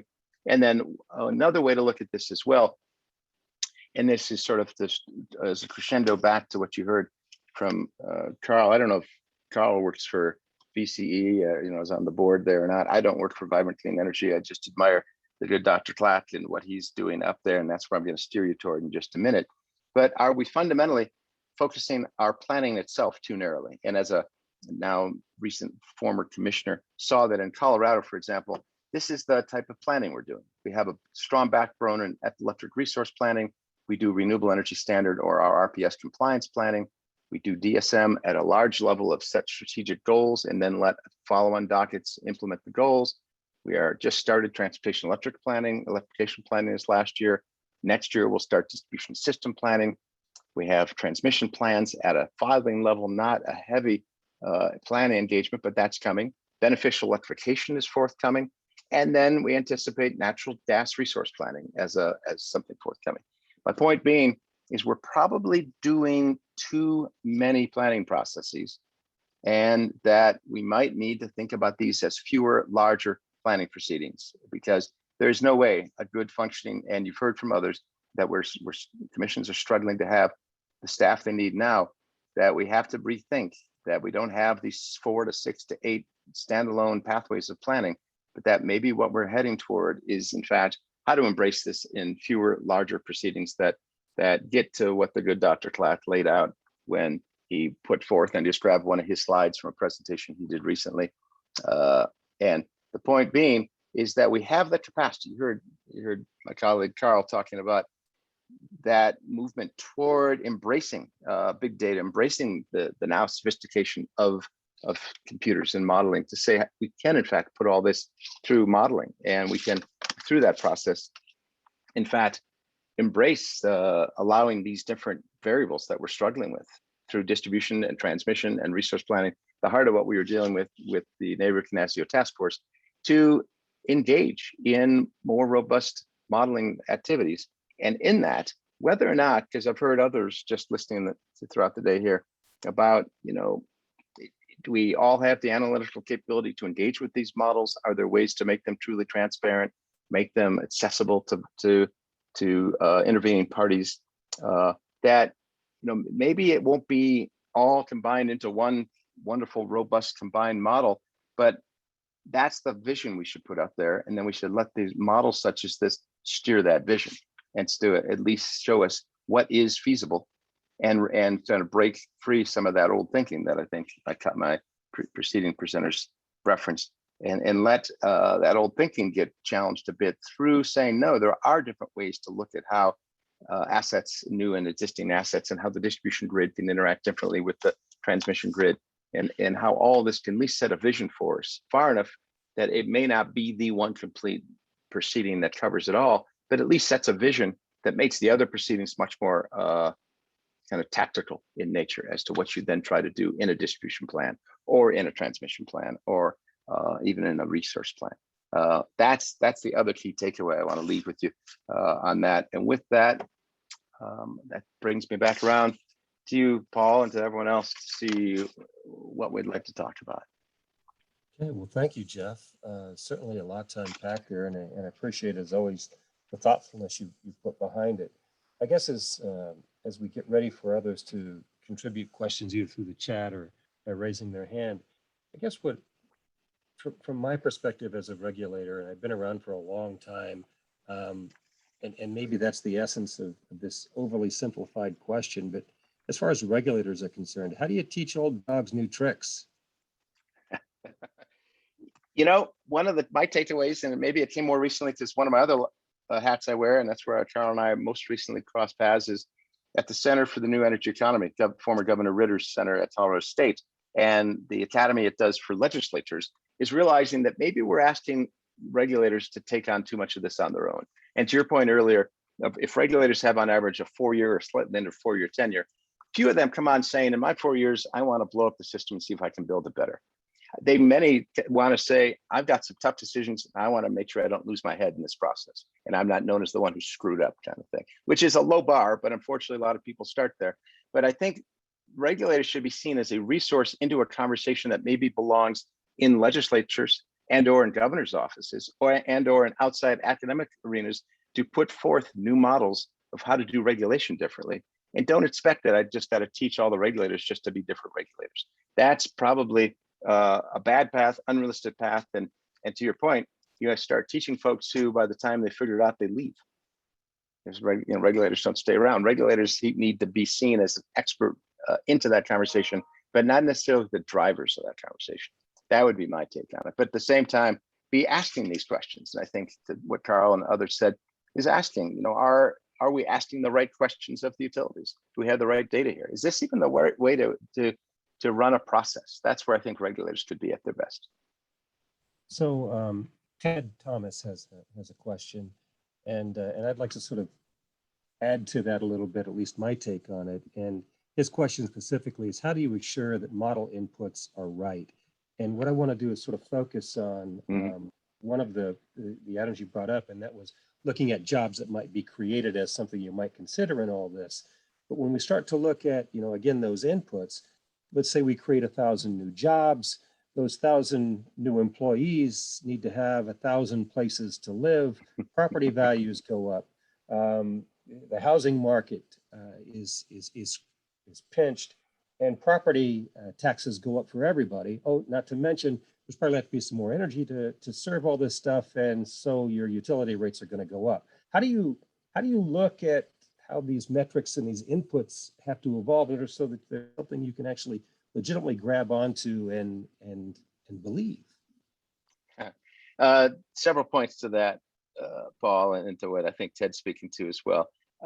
First, to the inputs themselves, I think you heard others speak to some degree, inputs have to be transparent. Then we get into a conflict about what can be transparent on. Utilities will tell you, I can't share with you how my dispatch and of how I actually use my power plants and the like. And then do you have third parties oversee that process, for example? I've often thought with NREL in my backyard, why couldn't NREL, who has a whole entity that has more data has all the data that Excel Colorado has of how they operate, could the labs play a role as a honest third party to say, okay, we'll run the models, or at least we'll look at the data inputs. That's one thing. So not everything will be fully as transparent as we want, but can you get an honest broker? We tried that and spent a lot of money that utilities paid and then put into rates to have an independent evaluator, only to watch that be very marginally effective and a very expensive approach. I think the labs could be such. I think acknowledging that no one model is ever going to be accurate, which I think some of the folks in the chat are trying to speak to, in realizing all models are going to be some degree wrong. You're just trying to be, how much wrongness can we tolerate, kind of thing, is why you many times want to have allow different models to be brought in, but understand how models vary at some least higher level that you and I sitting on a bench could understand without having to go through the whole computer algorithm to know the differences between models, but that each model is sort of designed to articulate certain things. So like what Carl said and what Chris Clack has done with weather, for example. Other models are at times deliberately hardwiring in certain variables because those are things that they're not emphasizing. But at least to be aware of that in the front end is one part of it. And then I think I heard, Paul, on your other point too, is we're not going to ever model everything, like you said, and we're not going to model will the children be better looking as a result of this kind of thing. and how to value that Lake Wobegon kind of aspect to this. But we do need to model. That's why I think you have to focus on what can be quantified first. That's important to us. Understand what is more qualitative in nature, but at least have a meaningful sort of consumer reports, colored dots or checks of which one gets us closer to our policy objectives. So you have a articulate and explicit conversation from the bench and in the proceeding of policy objectives and analytical outcomes, and separate the two. And then acknowledge the unknowns. So what I heard others speak to today as well is, because I'm not sure if 5-year increments is the answer to that, because a lot of investments don't work in 5-year increments, but I think it does go to an honest, open conversation about risk. In the same way that in Colorado, when I was staffing the commission, we allowed the utility to take a chunk of money and spend it on basically RDD&D with some supervision, saying they have to move faster in engaging risk of unknowns. In this case, does this piece of equipment work better this way or that way? We need to know how to identify and appropriately set barriers around risk. And we're talking risk here again, that the same way some of this is a risk conversation, that the modeling could be wrong. We could overinvest and underinvest and leave some things sitting there with what in retrospect looked like bad investments, having a margin for acceptable bad investments kind of thing. I think we have to look at there. So I don't know if I covered your points there or not. No, you did, and I appreciate that. So again, as I oversimplify things, to me, it seems like what you're doing, and I appreciate this, is either defining or redefining the basic definition of the broader public interest. I think that's the heart, and that's the exciting, as sort of an inherently liberal arts big picture guy. This is all about public interest, and that public interest is really what you're trying to suss out, and why I used to kid why human beings are on commissions instead of chimpanzees, because the public interest could be put into an algorithm and just let a computer tell you the public interest. We could just put chimpanzees up on the bench, but there's a non-scientific part of your gut telling you what's in the public interest here. But if the system's working well, if we understand decision making well, if the record is robust, it should get you some 70 to 90+% of the way to what seems like the obvious outcome. And then it's up to you as the human on the bench to add that last variable that is public interest in that. I would also add one quick caveat too on that as well, because I saw this in Colorado, is that look at who your parties are that truly are the public interest advocates. Because everyone, and in Colorado, everyone except the trial staff, and to some degree, the consumer advocates told you that they represented public interest.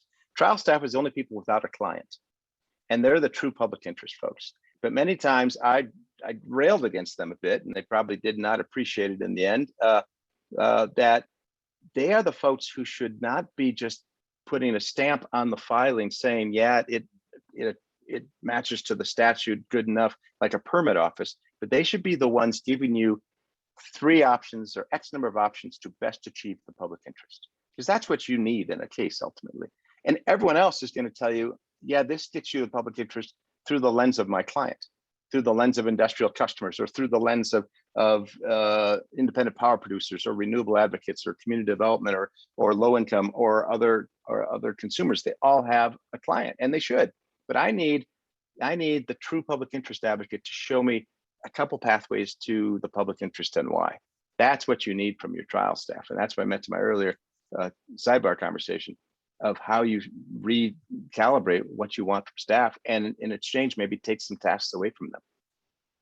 Okay, so this is a question from Joe Palladino, and he says, Jeff, should we move to multi-state regional planning in a holistic sense from state planning while still incorporating distribution system planning? And I put on my hat at the Center for the New Energy Economy, where I'm working out here on the West with trying to figure out how we're going to do multi-state, in the great open West that doesn't have an organized market like the others. I think there's an aspect of multi-state planning we have to bring into this process as well. It adds a new degree of complexity, but I think in a resource plan, we many times kind of get up to the edge of the earth, the same way like my map here of the United States circa 1780 that didn't quite know where California was yet. The map of Columbus heading off and wondering whether there was an edge of the earth and dragons and dinosaurs would kind of consume your ship. We sometimes in resource planning just have this nebulous sense of outside of the utilities barrier, or outside of the state boundary, something happens. Some market does something. We need to bring that into resource planning more explicitly. We need to push on utilities to tell us in a resource plan, when you say you're relying on the market or you're relying on the transmission grid to deliver to that future load that you see X number of years out there, what does that mean? And then in doing such, you look at who are our regional entities that could help us in each region to bring together state level resource plans and look at how does it look in a region. But to Joe's point, I'm not sure if it immediately means we devolve and redevelop something that is a regional planning instead of state planning. That's a major undertaking from the resource level. But I think that's what's in play when we talk about RTO ISOs and the relationship between them and states and commissions. Some of that's already happening. Some of it's happening somewhat organically. We should be more overt about who should be doing what and what belongs at the state level, at the utility level, and at the regional level. Thank you. We have a question from Larissa. And Larissa, if it's possible, could you unmute and perhaps add some clarity to your question for us? Oh, this went, it seemed to me that in the discussion about, using quantitative data and qualitative data, there was sort of a separating apart. And my question was going to, oftentimes data or factors are treated in a qualitative way for reasons that inhibit quantifying them at a certain point in time. But as the tools, methods are applied, you evolve and become in a position to quantify things that now you cannot. A big area of importance is resiliency. And every regulatory venue that I've been in said they can't quantify it. It's important, but it's being set aside. It's not being taken into benefit cost analyses because of the complexities of quantification. So this was a question, don't you think this is more of a continuum between quantifiable data information, objectives, and the qualitative areas, factors that may not be amenable now to quantification, but can and are evolving in that direction with the new tools and analytic methods. And so more of a continuum orientation, and one that opens up the opportunities for engaging better tools, methods to get out of qualitative analysis and moving towards quantification. Did I confuse you? Or yeah, no, you've covered a lot. Let me see if I can speak just quickly to a couple pieces there. And I think you speak to the dynamic nature of, we shouldn't be satisfied with just changing this process and being done with it, but this is going to be ever changing. I would say that to your example about resiliency and quantitative versus qualitative, that many times resiliency, the same way with like cyber protection as an aspect of that, and I saw that as a commissioner, you're bringing in examples that have a zero tolerance for error. So like, yeah, we don't want a system that's generally resilient or generally protects against cyber and other sorts of terror attacks, and like we want it to be 100%. So the question becomes, can you guarantee me 100% satisfaction as the commissioner or consumer, and at what price? And now that becomes an issue of, how do I evaluate option A that says, yes, I can guarantee you 99.99% resilience at 100 million, and someone else says I can give you 99.99 or put one more 9 on it or whatever at 10 times the cost.